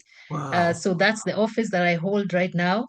So I feel that it's a great honor to be here today to, to honor him, but also to come here with a sense of, great responsibility, because I walk in the footsteps of someone who did great things for African languages, for African literature. So it's really a great honor. And I'm thankful that you have organized this discussion. And I'm really, really happy to see my teachers here, Professor James Ogude, Professor Amuka, who were taught by Ngũgĩ. So in that sense, I think I would say that, he also taught me indirectly through them. Yeah, just a comment that I would like to make about some of the things that have been talked about here. I don't have a question, but just a comment. Like there's this comment that has been made about Ngũgĩ's experience in theater. But I think one of his most enduring legacies is what he did with the communities. And at my department, we are trying to really revive that with a project we're calling Kamirethu After Lives, where we have been able to, through this project is actually being run by one of my colleagues, where we are talking about what's going on right now. And we have been talking to the cast, the original cast. We've had discussions with them, and this project is going on, trying to see how this legacy of Ngũgĩ wa Thiong'o can continue. And actually, just the Friday before he passed away, we talked in a call, and he was very excited to hear about what is happening. So really, we are grateful to see this going on, and we believe that his legacy will continue. But just to make a general observation about the discussions that have been going on, I think one of the things that we can say we see, even as Ngũgĩ's work show his change or development and growth as a writer, I think one thing I observe myself is that he has been consistent in his what he holds as ideals. I think something that I see from his early writings all the way to the very end is his ideals for freedom and so on continues to be seen even in his earlier works. Of course, later on in his more allegorical works, it's more direct, but I think the idea is still there. And I think that consistency is something that I really celebrate in him. I think I should stop there so that other people can also get a chance to say something. before you go, let me draw you into a controversy. I know that office, by the way. I see. Yes, I know his office, that of God and some other people. I come to Nairobi a lot. I'll be back there again in July. So I did a similar ceremony for Betuelu God. So why is there no institution of state burial in Kenya? That's a tough one. But I think that from what I have seen, mostly in the media, because I can't say that I have any other information, what we know is that it was a family decision to conclude that matter the way they did it. I don't think that anybody else had a say over it.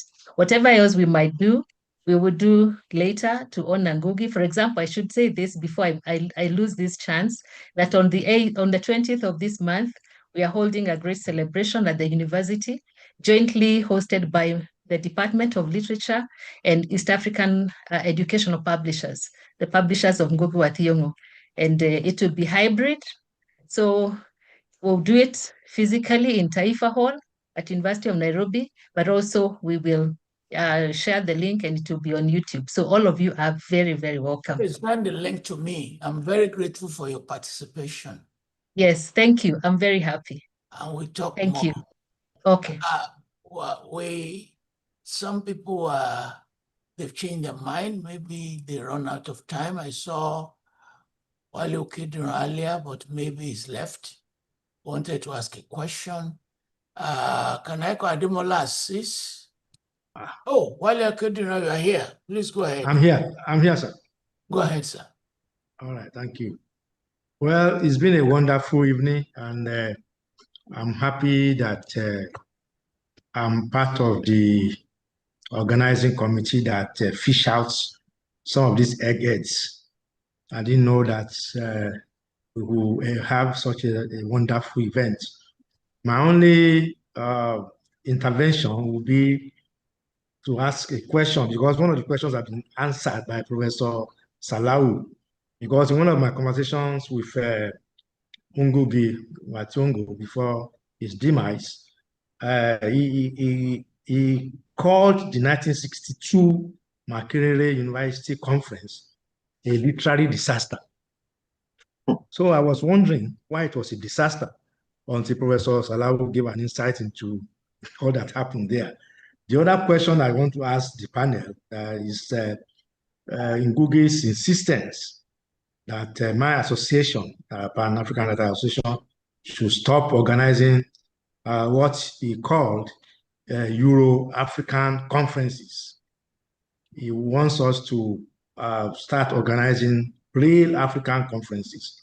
My question is this: how do you organize an African conference without speaking English? So this is a charge he left behind for us to organize a proper African conference. Thank you. For those of you who are familiar with East Africa, you know, the Swahili-based book, I think, has given us one model. I think it's one of the very best in the continent, in which poets and writers struggle for that prize in Swahili.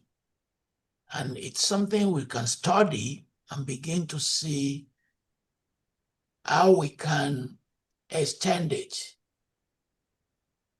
So when Salawu invited him for a talk and I joined, and I asked him a provocative question, and he said,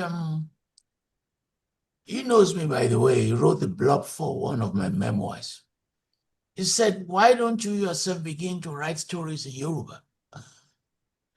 So I don't think he means this issue of language as a theoretical issue. He actually meant it in his veins and in his blood. He sincerely believes in it. But we can begin now to do hybrid. I mean, take Yoruba people, 40 million people. I mean, they can generate the best price in Yoruba writing that will be at par with any other one. Mushonga, are you still there? I want to give everybody an opportunity. Mushonga, are you still with us? While waiting for you, Ebrima? Ebrima. That's also my Muslim name, Ibrahim. Ebrima, please, where are you calling from? Yes. Talk. Our technicians. Are you hearing me now? We can hear you, Ebrima. I'm so excited and so grateful to be part of this occasion that I'm even short of words. I'm joining from Stockholm, Sweden, and originally I am from Gambia. And when I was growing, I was influenced by Sékou Touré's politics in West Africa, his La Révolution culturelle. And to be able to absorb that and understand that very well, that happened when I came.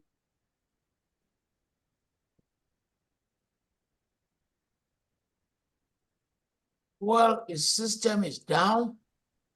Can we call Professor Emeka Nwadiora, please? We'll go back to the professor later on. When I... Oh, you're back again? We'll come back to you. Emeka Nwadiora, yes, sir?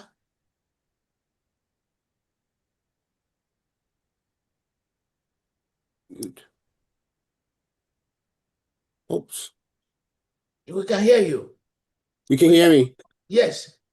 Okay, my name is Emeka Nwadiora. I'm a professor at Temple University, and I'd like to make a comment on 3 or 4 occasions when I met Professor Ngũgĩ.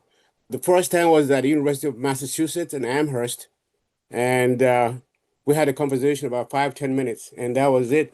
The next meeting we had was an interview I had with him on our way to Eritrea on the International Literature Conference, African Literature Conference, which was in 2000.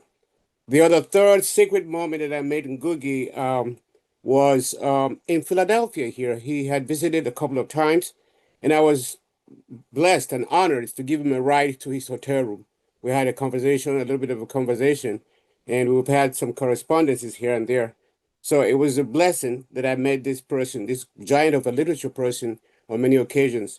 The book, Decolonizing the Mind, I think is the Bible. It is a critical document that every human being should take a look at, whether you're the colonizer or the colonized. And so I'm so grateful to have met him on these occasions. Thank you.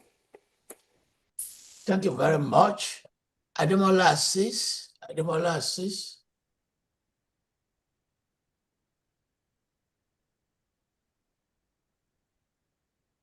Yeah, good evening.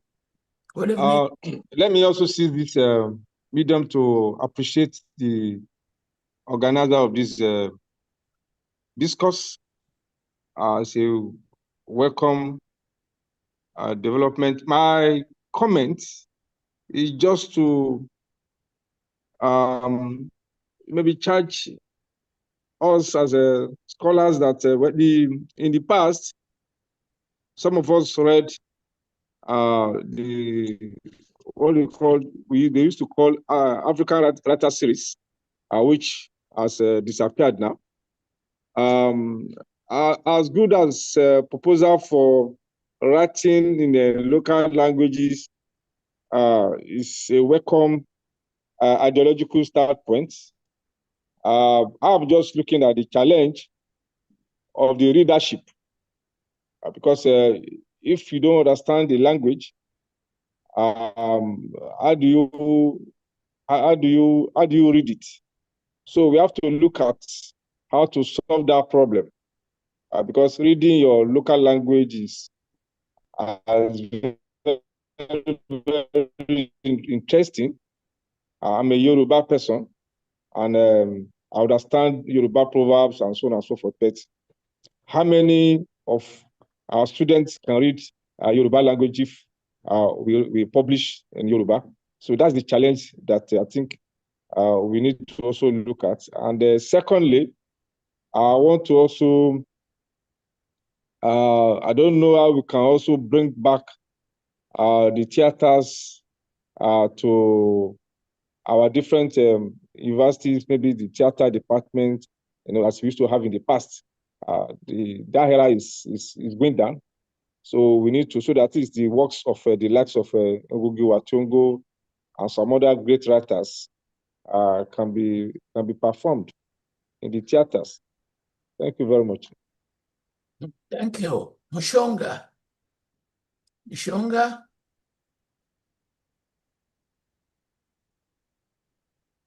Where are you calling from?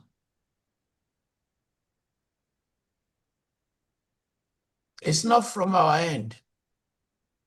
Thank you. No, it was from that end. I was told the host is muting me. Thank you, Prof. Tolola and Falola, and the wonderful panel that you put together. I'm actually calling from the University of the Free State, where we honored you in the April graduation, Professor Toyin Falola. My question goes back to the issue that has been raised, I think 3 or 4 times by other speakers. That is the issue of the Nobel Prize in Literature. I'm wondering, and I'm asking, what does it take, let's say for Africa or the Global South, to mount its own, prize in literature, probably named after Ngũgĩ Prize in Literature, for instance? Because obviously there's a lot of politics around this. And I hope Professor James will share with us, probably in a form of tongues, so that we can decode some of the reasons behind, because it is very important. Unless we know the politics behind, I think it will then be very difficult to know how to navigate that difficult terrain. So I'm still begging Professor Ogude to share, probably in coded language, some of the politics behind. I'm also glad to say that we had an interview with Professor Ngũgĩ Thiong'o in October 2022. And I think one thing that came out in this interview through, and which runs through most of his books — I'm a historian, I haven't read most of his literature and novels, but in that interview, he continuously and persistently emphasized the importance of this idea of poor theory, the idea that we must start from where we are, we must start from the known, going into the unknown. And he was always emphasizing the idea from here to there and not there to here. So I think it's one of the greatest ideas and contributions that I have read, that I have heard from him. And Savelo Ndlovugacheni actually developed an idea which he got from Ngũgĩ Thiong'o, the idea of the African idea of Africa. That is, as Africans, we must learn to see ourselves through our own gaze rather than the gaze of other people. And it came again clearly in that October 2022 interview. But to the panelists, what does it take to mount a prize in literature for Ngũgĩ? Thank you. Thank you, Professor Mushonga. Simon Mary Coy. Can you hear me? Very well. Okay, good. Thank you very much. I am Simon Mary Ayokai from University of Portland in the United States, a professor here. I have a question and a comment, but I'll begin with the question first. While I affirm the fact of the importance of language, speaking one's language, and the relevance of that we live in, language is the home of being, if I may appropriate Heidegger's term. But I'm also conscious of the fact of allyship, global allyship, that language can also be a means of bridge building. I'm asking myself, since Ngũgĩ wa Thiong'o decided to write in his indigenous language. Did he eventually lose, for those of you who are very familiar with his works, did he lose that type of impetus, the momentum that was really behind him before? Could that have been a problem there? Because not many in the world understand his language, his indigenous language, but English can become a means. And I don't understand the debate between him and Chinua Achebe. It could also be a way of resistance towards the colonial matrix, the way you use English in a very intentional manner. But that said, so I'm curious about that. Now, the point I want to make is this. Reading Decolonizing the Mind, I haven't read that. I'm a bit hilarious to hear us talking about lamenting the fact that he didn't win the Nobel Prize. Does that matter? Is the question we should be asking ourselves. Does the winning Nobel Prize define the importance of one's works and the reception of that work? The mere fact is that Ngũgĩ wa Thiong'o captured the imagination of African minds and also minds around the world, mine included. I am who I am today as a scholar who is very intentional in decolonizing realities and conversations because of Ngũgĩ wa Thiong'o. And I don't need him to win the Nobel Prize for that relevance to be affirmed. So I just think that maybe we need to catch ourselves also. We also need to decolonize our minds as we engage in this conversation, that the relevance of a scholar is not on the award they win from a foreign land, but how he is received by the people who read his works. Thanks. Yeah, the issue of social relevance has been raised as far more important than any award, which is the point you are making. Betty Govinden. Yes, please, go ahead. Yes.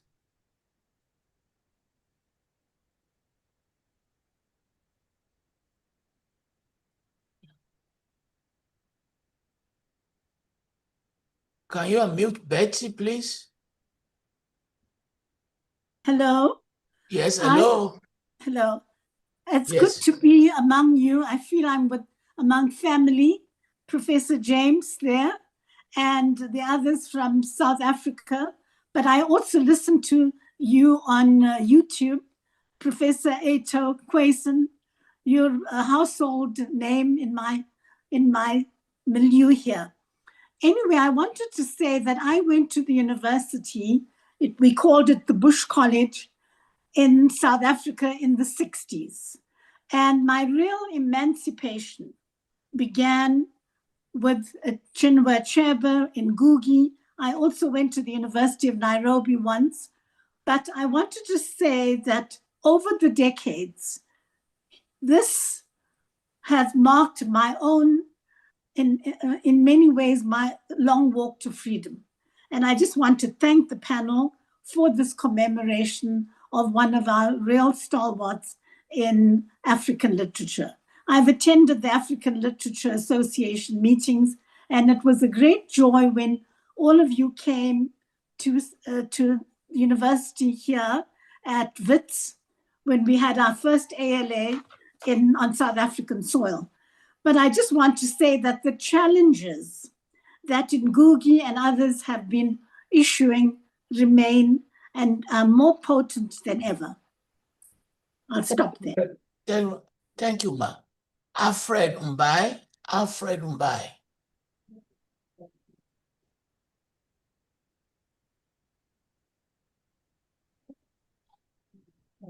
Thank you very much. My name is Alfred Mbai. I am from Kenya, but currently at the University of Geneva in Switzerland. I was among the last groups to study The River Between by Ngũgĩ wa Thiong'o.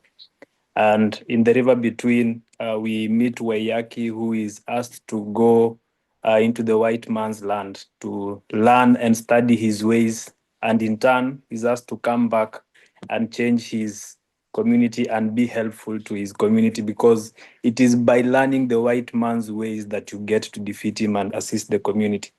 So I have two questions and a comment that I want to make.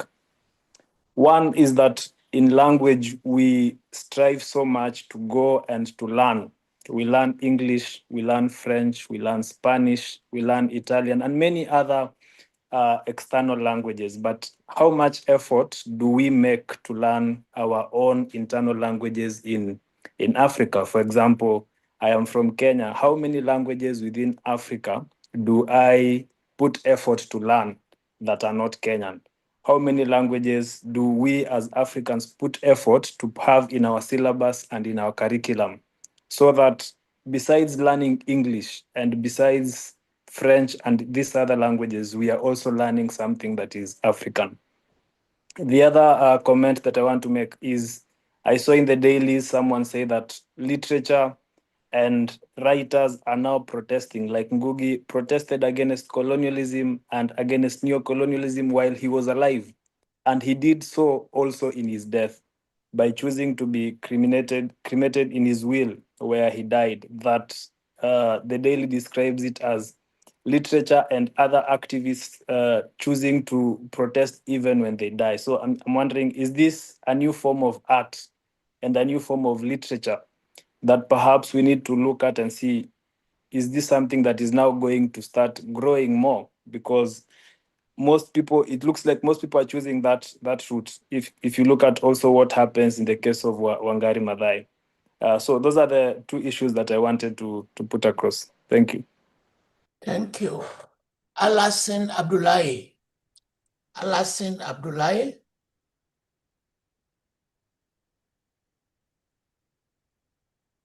Odujob, okay. Alassane, yes, please. Go ahead.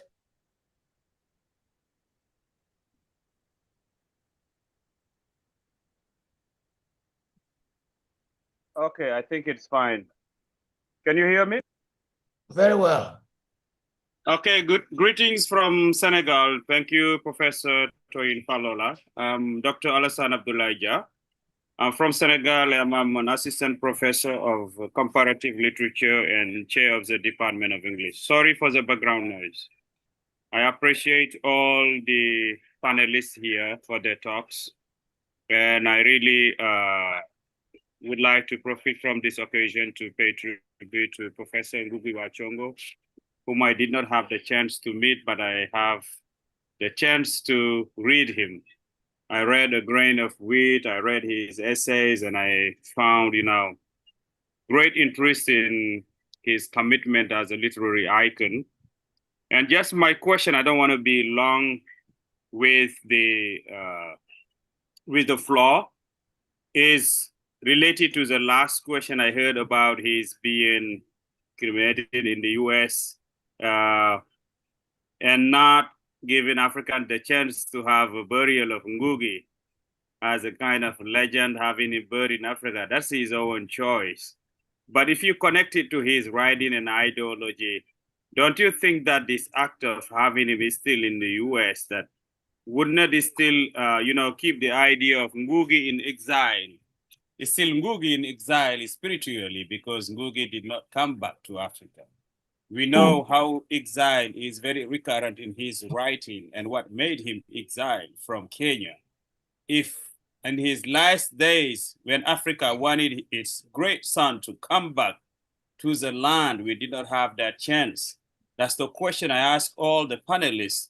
If it's still, we would not be having this kind of Ngũgĩ in exile, as we will never have him back to the land. And there is still this connection with the motherland. And we all see how African people are very proud of him. But don't you think that we literary scholars who know the true story of Ngũgĩ and what happened during his lifetime, if it is not still in exile, we is not having him in Africa and having, his body being cremated in the US? Thank you so very much, and I congratulate you for your excellent, thought. Thank you. At this point, I need to apologize to members of the audience. I cannot call everyone because I want also to be fair to our panelists who by now could have been tired. Obi Anoye. Obi Anoye. Obi Anoye.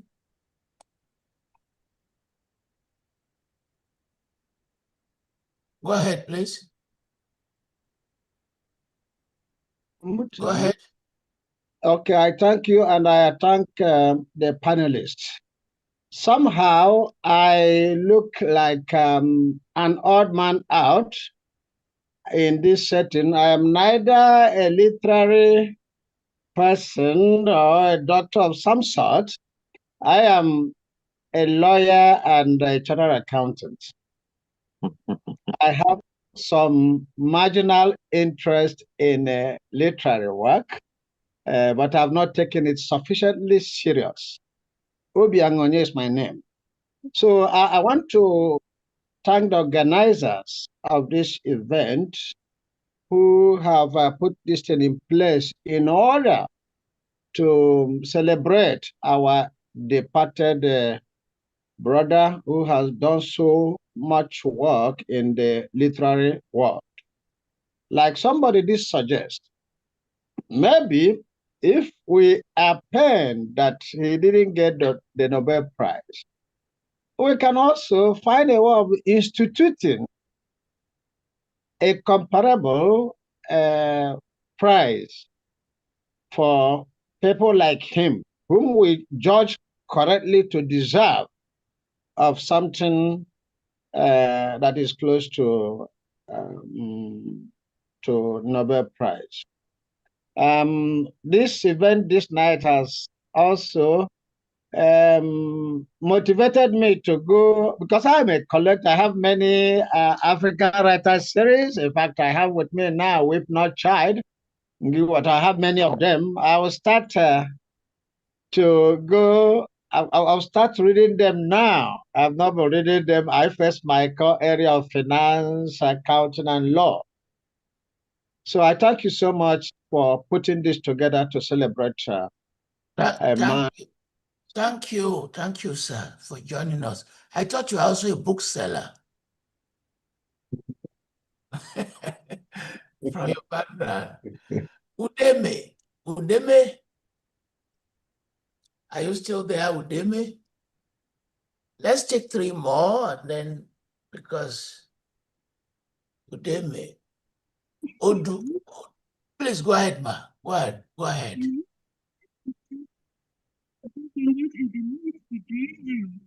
Good evening. It's difficult to hear you. I think your system is creating problems. Dancing Kayana.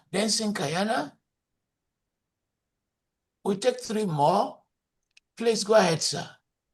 Where are you calling from? I'm calling from Boston, but originally I'm from Makerere University. I would like to thank you so much for organizing this panel. I have learned so much from it.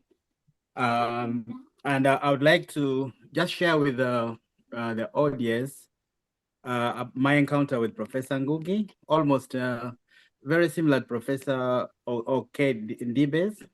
In February this year, he graciously recommended me for the EB1 visa of the US. And my visa was approved.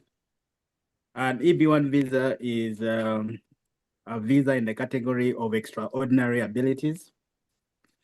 And Professor Ngũgĩ, who was not well even at that time, took the time to write a very long recommendation letter for me that was well received by the US Immigration Services.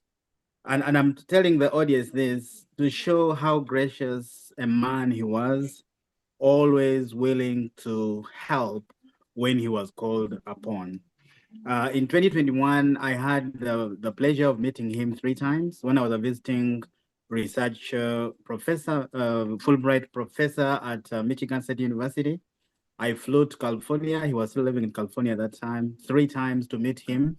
And every time I met him, I was amazed at his gracefulness, at his generosity, and at how humane and humble he was a man. And I learned something from him. You know, he was struggling with sickness and he was still full of spirits. And I asked him, but how do you manage? How do you manage to go through this pain with so much cheerfulness? and he answered me with a title from one of his short stories, Minutes of Glory. He told me that I look at my life from the perspective of the good things I have had, of the glories I have had. And when I look at my life from this perspective, I am able to go through pain, any pain, because I can see the glorious moments I have had. And that is something I will live with. It was a very powerful statement. As for the debate on his essays, I strongly disagree. I think the creative and the critical go hand in hand. I have enjoyed his work, including A Grain of Wheat, that most people found the best. I too find it the very best. But I've also enjoyed his essays. For example, the essay Enactments of Power, where he discussed the politics of performance space. I think it's a very profound essay, and all his essays are very profound.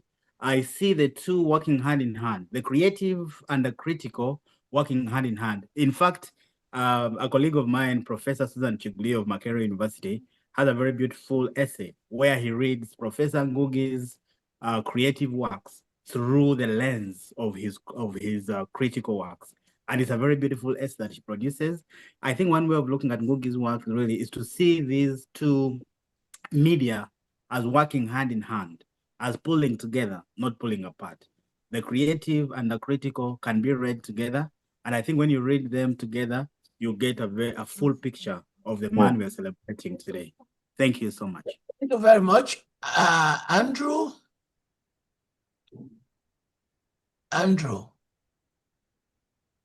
Sibe.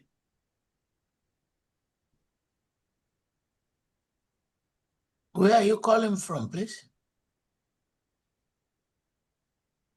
Hello, my name is Andrew. I'm calling from Uganda, Kampala, East Africa, the part where Ngũgĩ wa Thiong'o comes from. I want to begin by thanking you, the panelists, for this very wonderful session where we are celebrating a giant, a literature giant in Africa. So thank you very much, professors, almost the entire panel of professors. Thank you very, very much. For us as young people, we've learned a lot from this session, and more so the experience that you've had with him. Personally, I did not meet him in life, but hearing almost each and every one of you sharing the experiences, the life of a man we are celebrating today, I think continues to encourage us in the kind of work that we do. I work with the Uganda National Cultural Center, which is also the home to the National Theatre. And having on the panel my lecturers and my teachers like Dr. Mirembe Ntangaare, professor now, and I've also just heard from Professor Kayana, who is out of the country, is interesting. But then also I remember, I think 2 years ago during COVID, that's when I got closer to Ngũgĩ wa Thiong'o on this panel. I want to remember it was during COVID that still this session organized a panel of this nature, and I got closer to Ngũgĩ wa Thiong'o because he shared with us. So when I learned of his death, I was really, really touched, but glad that today we are here to celebrate him. In Uganda, like our colleague in Nairobi said, we also believe that it is important for us to celebrate him. And as such, on the 23rd of this very month, we are putting together an event where we shall celebrate this East African gentleman, literati, a giant. And in so doing, we expect to do one of his band productions, an excerpt of that. That is, I will marry when I want. I hope we shall not be stopped to do that, but we are celebrating his life, and we have done this before. So I hope that way we shall be able to celebrate him. So I would like really to thank you. Mine was more to thank you I got just concerned about the idea of the awards.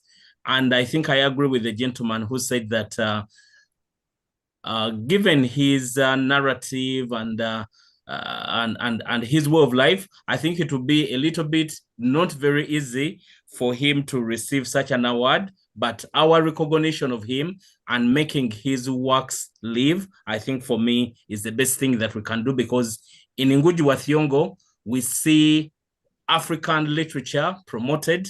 We see African culture, heritage celebrated.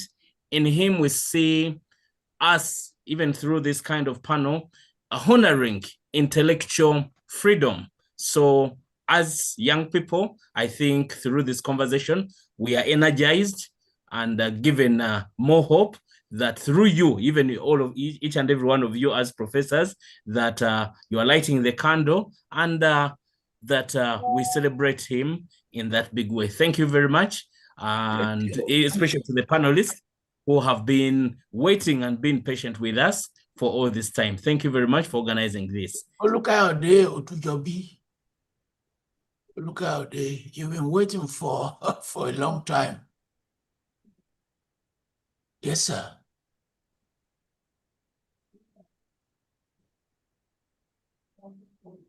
Please go ahead.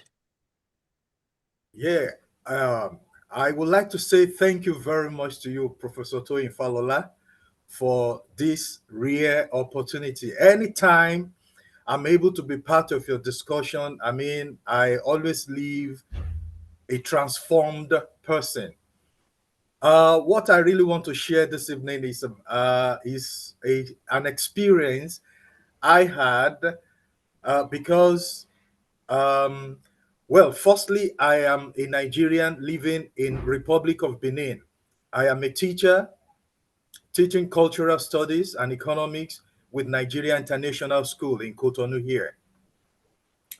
Now, recently I read a grain of wheat, and sadly, it was about maybe 3 or 4 weeks I finished the book when the announcement of his demise was made at Al Jazeera.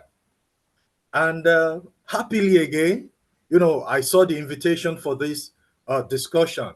So I felt, okay, this is in memoriam of Ngũgĩ wa Thiong'o. For me, I think the experience I received from the book was very immense. And I felt, for me, you know, though the man is pronounced dead, he's still very much alive. Thank you, everyone, for this, you know, for putting up this together. I think it's been a very, very, very warm and profound memorial of Ngũgĩ wa Thiong'o for me. Thank you so very much. Finally, OAS. Who is OAS? OAS, that will be our, please go ahead. You'll be the last person. Okay. Oh, oh, Professor. Oh, sorry. You joined very early. As early as I joined very early. And here for like 3 hours now. Thank well, you so much. I then transitioned to YouTube, was watching because I was on the move. Thank you. It's easier for me. Thank you very much for this panel. And it's a powerful panel, wonderful discussions, many perspectives of Ngũgĩ, Baba Ngũgĩ that, you know, I'm just learning quite, and I'm sure many other people too. I'm calling from, I'm from what's my university? Lawrence, Kansas, the University of Kansas, where Ngũgĩ had visited a couple of times. So I had the opportunity to meet him, and very approachable. Was also a member of the African Literature Association and one of our powerful speakers. So I really admire and appreciate his work a lot. I've also used him I'm in the theater performance area. So I have used the trial of Dedan Kamathi and I Will Marry When I Want, which is my favorite, and which I have just recommended a week before his death to the Emeritus Drama Society that we have at the University of Kansas. Every year we select plays, and I try to choose one African playwright. And this year it was the I Will Marry When I Want. I have two comments. One is that I don't think anybody has mentioned yet, and that Ngũgĩ was one of our early male writers that has shown sensitivity to gender issues in his works.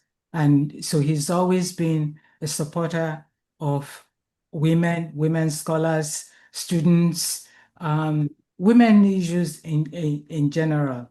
And when we formed the Association of African Women Scholars, he was right there with us, supporting us. So I pay a lot of tribute to him on that. The second comment is which has been discussed a lot, and that is the issue of language. And yes, in fact, that's how I first got introduced to Ngũgĩ, the controversy surrounding his call for the use of African languages. And I said, wow, this is, because, yeah, I speak Yoruba at home. We learned it in school, which I think, in school, learned Yoruba, which is my language. So I was really struck by that. And my children, although they grew up in the US, they speak Yoruba very fluently. So this issue of language, now, how did we get to speaking, conversing, and just communicating, even thinking in English? It did not start overnight. It started from school. How did the colonial powers get us to speak their language fluently, and in the process now forgetting our own languages? That in many cultures now, in African cultures, we don't speak our mother tongue anymore at home. You speak English, whether you mother it or you whatever, we speak English all the time. So I think that first, to address the controversy, every writer is intent on communication, and you also want to be read. So there is no writer that doesn't want his work to be read. And that's where the difficulty of, difficulty of trying to write in our various mother tongues really come in. How many people will understand what we're talking about as writers? Even in Nigeria, we know how many languages we have in Nigeria alone. Do we communicate with our neighbor across the state lines? So back to the question, how did we get to where we are now? When the colonialists came, they enforced their language on us. And Ngũgĩ himself, sorry, I still say Ngũgĩ, himself wrote about this. We are all familiar, those of us who grew up in the 40s, 50s, and 60s. No speaking vernacular when you are in school. You spoke your language under the threat of severe punishment, being fined. So we were just forced into this narrow space of using the colonial language, whether it is French or English or Portuguese or whatever. So we're not encouraged to speak our own language. So how can we start writing in a language that we have not really nurtured, or that we have not allowed to nurture us, to nurture our neighbors, to nurture those that we would like to communicate with? So I think I have a suggestion. I don't know whether it's been considered before, but I'm happy to see that this panel, this interview is put together in cooperation, in partnership with PAWA. So if PAWA can put it on their agenda, literature is language, language is literature. That's how we communicate. It's also culture. Can put it on their agenda. to see how they can influence our schools, our educational ministries in various countries to start teaching our languages in schools, to start making us, our children, to start writing essay, whatever language. I think it's a long haul. We can't do it overnight. And I think that was what caused the initial controversy, and we didn't develop it. It's not that even people who spoke against it's not that they didn't want to speak our language. It's just the enormity of transcending the problem, and we have not given it much thought. So that's what I just have to contribute. That's my comment. Thank you so much. Let me thank you in Yoruba. So I want to thank all our members of our panel for their endurance. I know you are tired, but you still have to make your last statement. You don't have to respond to all the comments and questions, but if you feel that you must respond to anyone, please do so. But make your closing statement, and if you can frame it around Ngũgĩ's legacies. What are we going to talk about him in 50 years' time? That would be wonderful. Let me start with Professor Peter Amuka.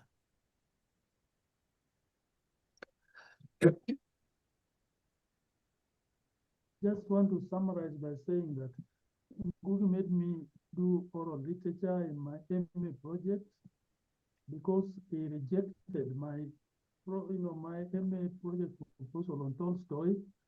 And one thing he said was I was reading literature in he used the word tribal language translated into English. And then he asked, now why don't you do something for your project in oral literature so that you have an identity in the literary world. We can't hear you, sir. We can't hear you. Okay, let me try again. Can I be heard now? Yes. Can you hear me now? Okay, I'm just saying that Ngũgĩ had something about oral traditions way back in 1976. He told me I must do my project in the master's program in oral literature, I must go to the field. And then he argued with me for a long time, and he said that we have these divisions in Africa. We are against our own languages because the Europeans, the colonizer, divided us into ethnic, cocoons, divided us from one another. And if colonialism had not drawn those boundaries in Berlin in 1884, 85, Ngũgĩ said that our languages were growing into one another. Like he said that central province of Kenya would have been one language by now, but because colonialism interrupted and forced boundaries so that they would divide and rule. And he said that the best thing that would happen to us in some years if we got decolonized was for us to even have one language in Africa. So my take is that it's not possible for us to really succeed in 50 years in having a language that could be, or a few languages that would be spoken and is spoken across the continent, because Africa is divided. And Ngũgĩ attributed this division to colonialism and the fact that neocolonialism perpetuated the division that had been put among us by colonialism. So I would say that if we really have to develop African languages, we have to break those cultural boundaries that we enforce sometimes even with the guns. That's my take. Thank you. Thank you. Yeah. Mercy, your closing statements and Ngũgĩ's legacy. Thank you very much. Just two closing statements for today. One is the issue which most people seem to have hinted on about the laureate, the prize to the legacy writers. Maybe it's high time that Africa built its own centers of excellency in knowledge production. We know that, for example, the East African educational publishers, which brought some of these works of the area works of Ngũgĩ. Of course, Heinemann was also publishing. But can we build through PAWA or through the AU, strengthen our local publishing houses so that we have our own knowledge towers?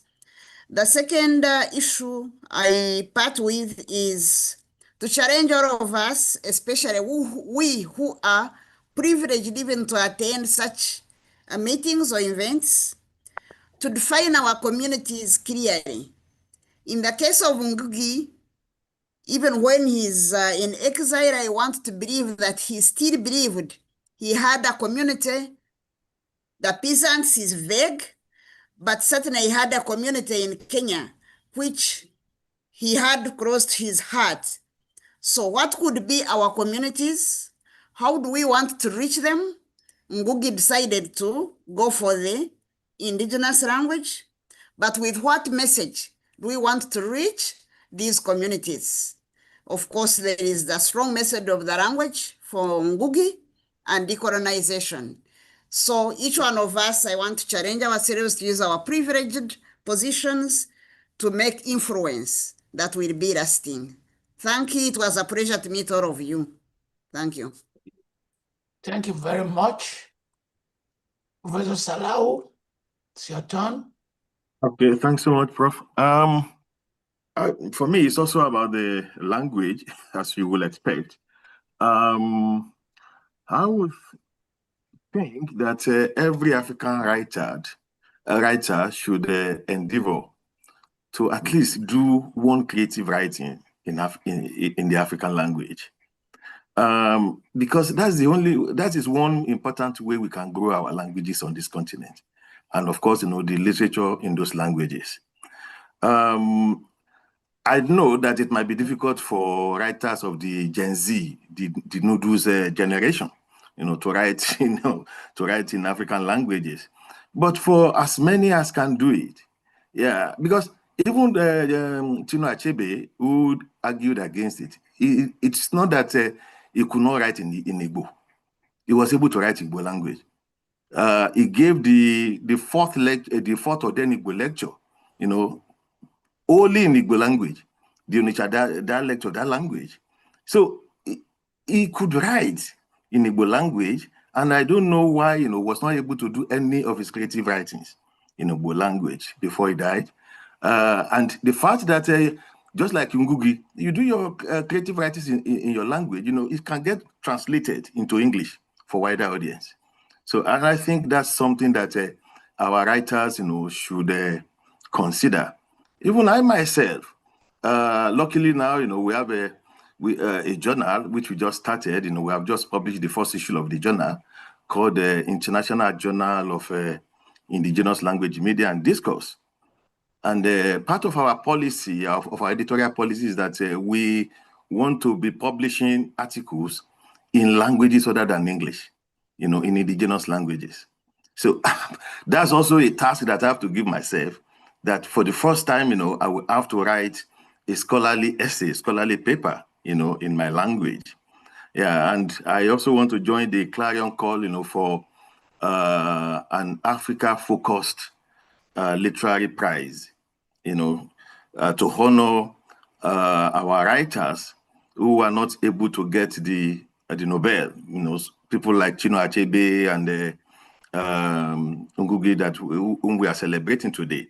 So I think, it would be a very right step to take. Thank you. Thank you. Thank you very, very much. Okey Ndibe, sir.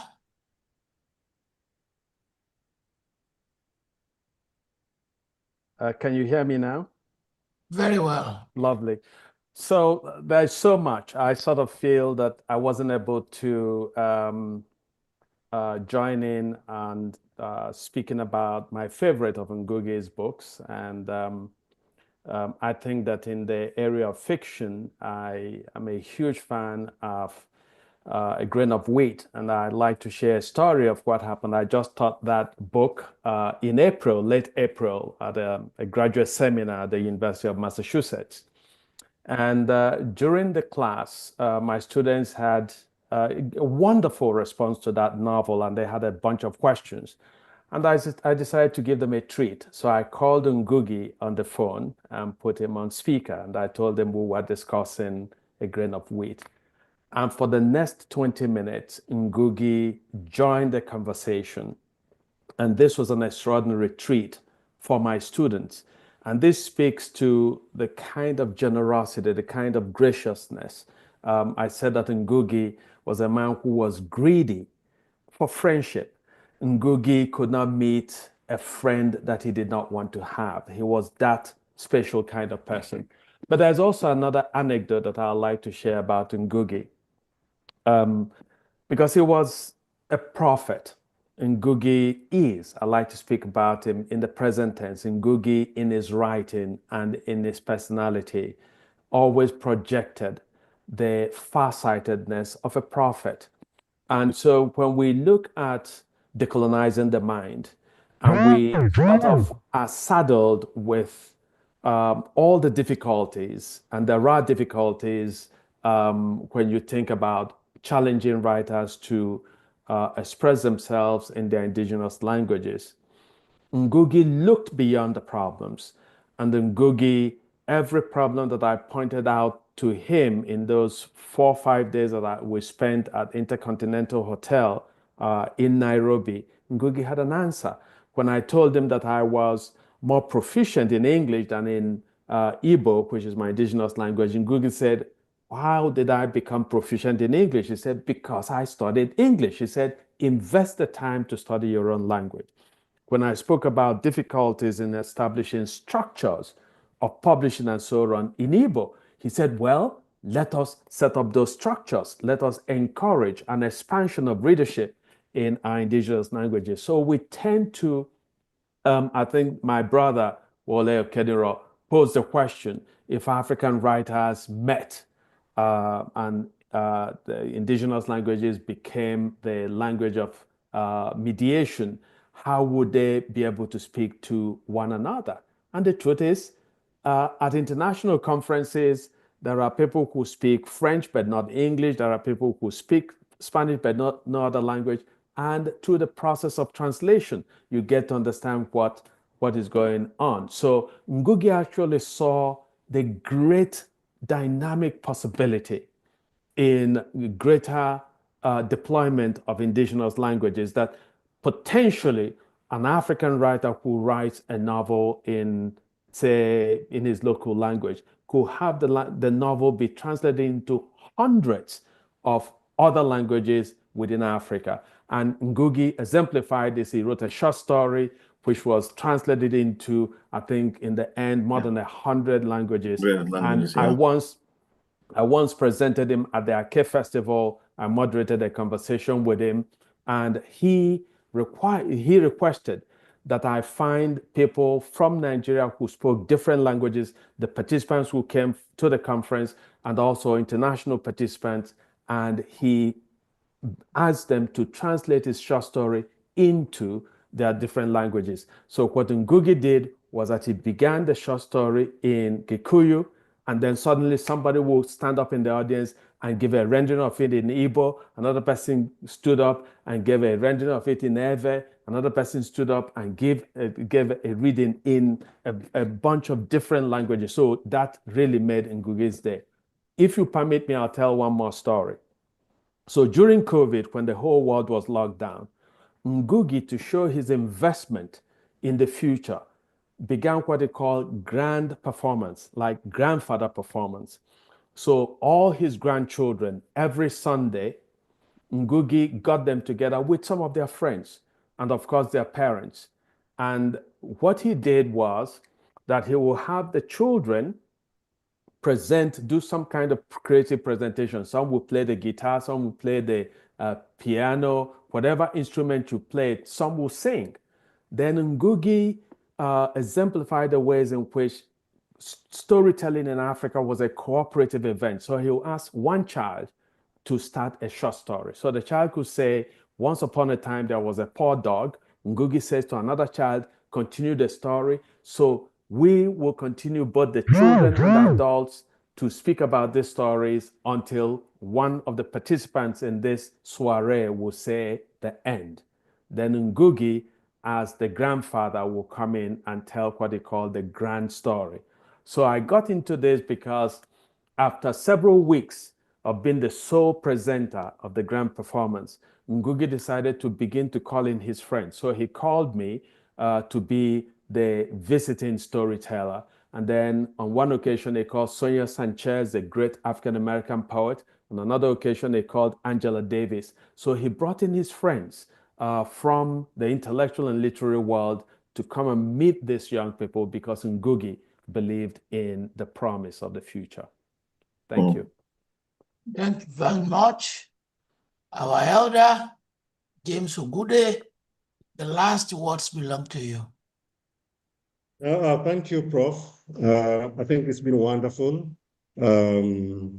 meeting, with my colleagues to pay tribute to Mwalimu Ngũgĩ. I think it's a great privilege. Let me start by a commercial. I've just completed putting together a volume on Ngũgĩ in Context, for Cambridge University Press, and which will be submitted pretty soon. For me, that, I believe, is one of the greatest tributes that I can ever, pay to my teacher. So look out for that book, possibly in a year's time, hopefully around this time. And Prof, we might ask you to convene another meeting so that we can celebrate Ngũgĩ in Context. I'm looking forward to that. I also want to say, since a grain of wheat has been mentioned here over and over again, I just want to say that Ato Quayson, it's a pity it's not here, has written a brilliant tribute to Ngũgĩ, which is crafted around a grain of wheat. I would encourage you to look out for that piece and read it. And thank God I've managed to twist his arms so that it can be one of the tributes, we can include in the forthcoming volume. Two quick remarks. Let me start with language, which people have talked about. I think one of the bridges that we can have, Ngũgĩ has always done two things. He writes in Kikuyu and they get translated. So he encourages, translation. And I think Okey Ndibe has talked about that. Peter Amuka also talked about the process of translation. I think we cannot stop writing in our languages precisely because we cannot communicate among ourselves. We ought to encourage the process of translation. And we do that on a daily basis. The third thing, I think we also need to identify trans-regional languages that can unite all of us.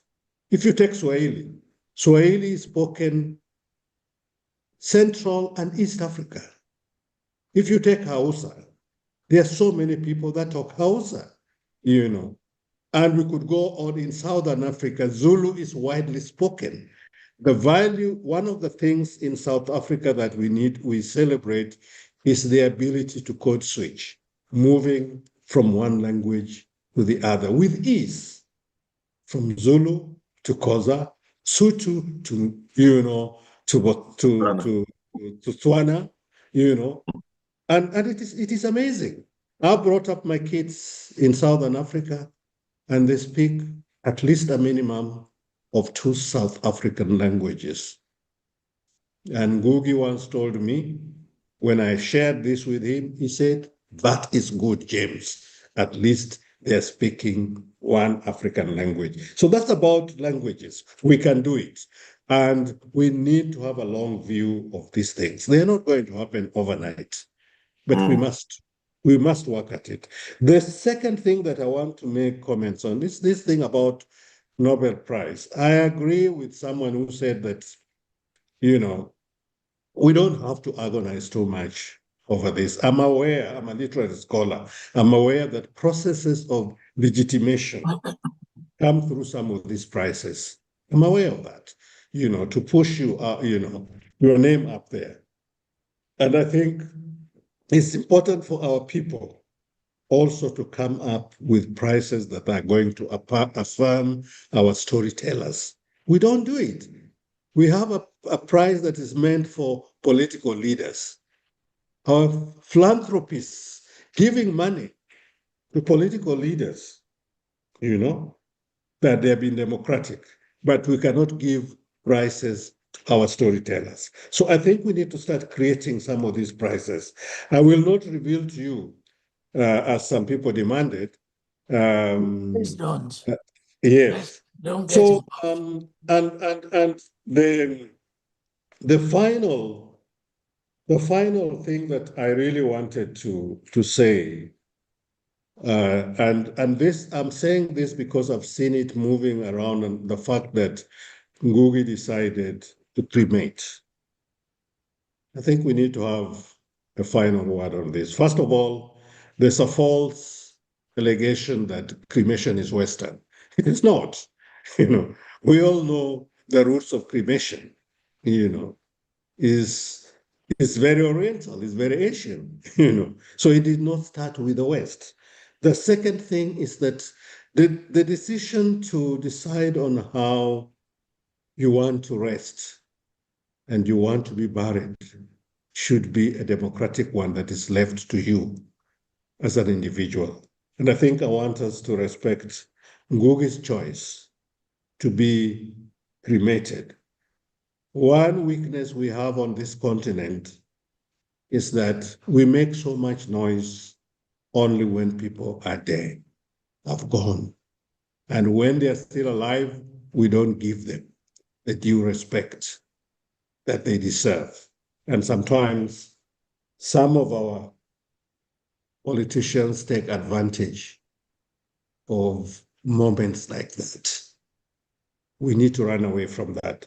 So cremation, the young man who made a point, Alfred Mbai, he made an interesting point that it might be performing resistance in death. Perhaps we need to see it that way. Why bring the body for those who are oppressing you to play around, perform their power again over your dead body? Why? It might be performing resistance in death. And thank you very much. Thank you. The idea of performing resistance, you've summarized his life, his career, and our discussion. And I cannot thank you enough. I know privately you are expecting a grandchild, and I want to give that child a nickname, if not a name, Ngũgĩ. On behalf of my team, our partners, the number that has watched this event is very staggering, as they are reporting to me. So far, almost 3.1 million from various people who have reported. It's been very successful. I cannot thank you enough. I'm really, really very grateful. Thank you very much. Let me pray. As we have honored Ngũgĩ, others will honor you. Amen. Thank you very much. Thank you. Enjoy music. Bye-bye. Good night. Bye. Good night, music. old man.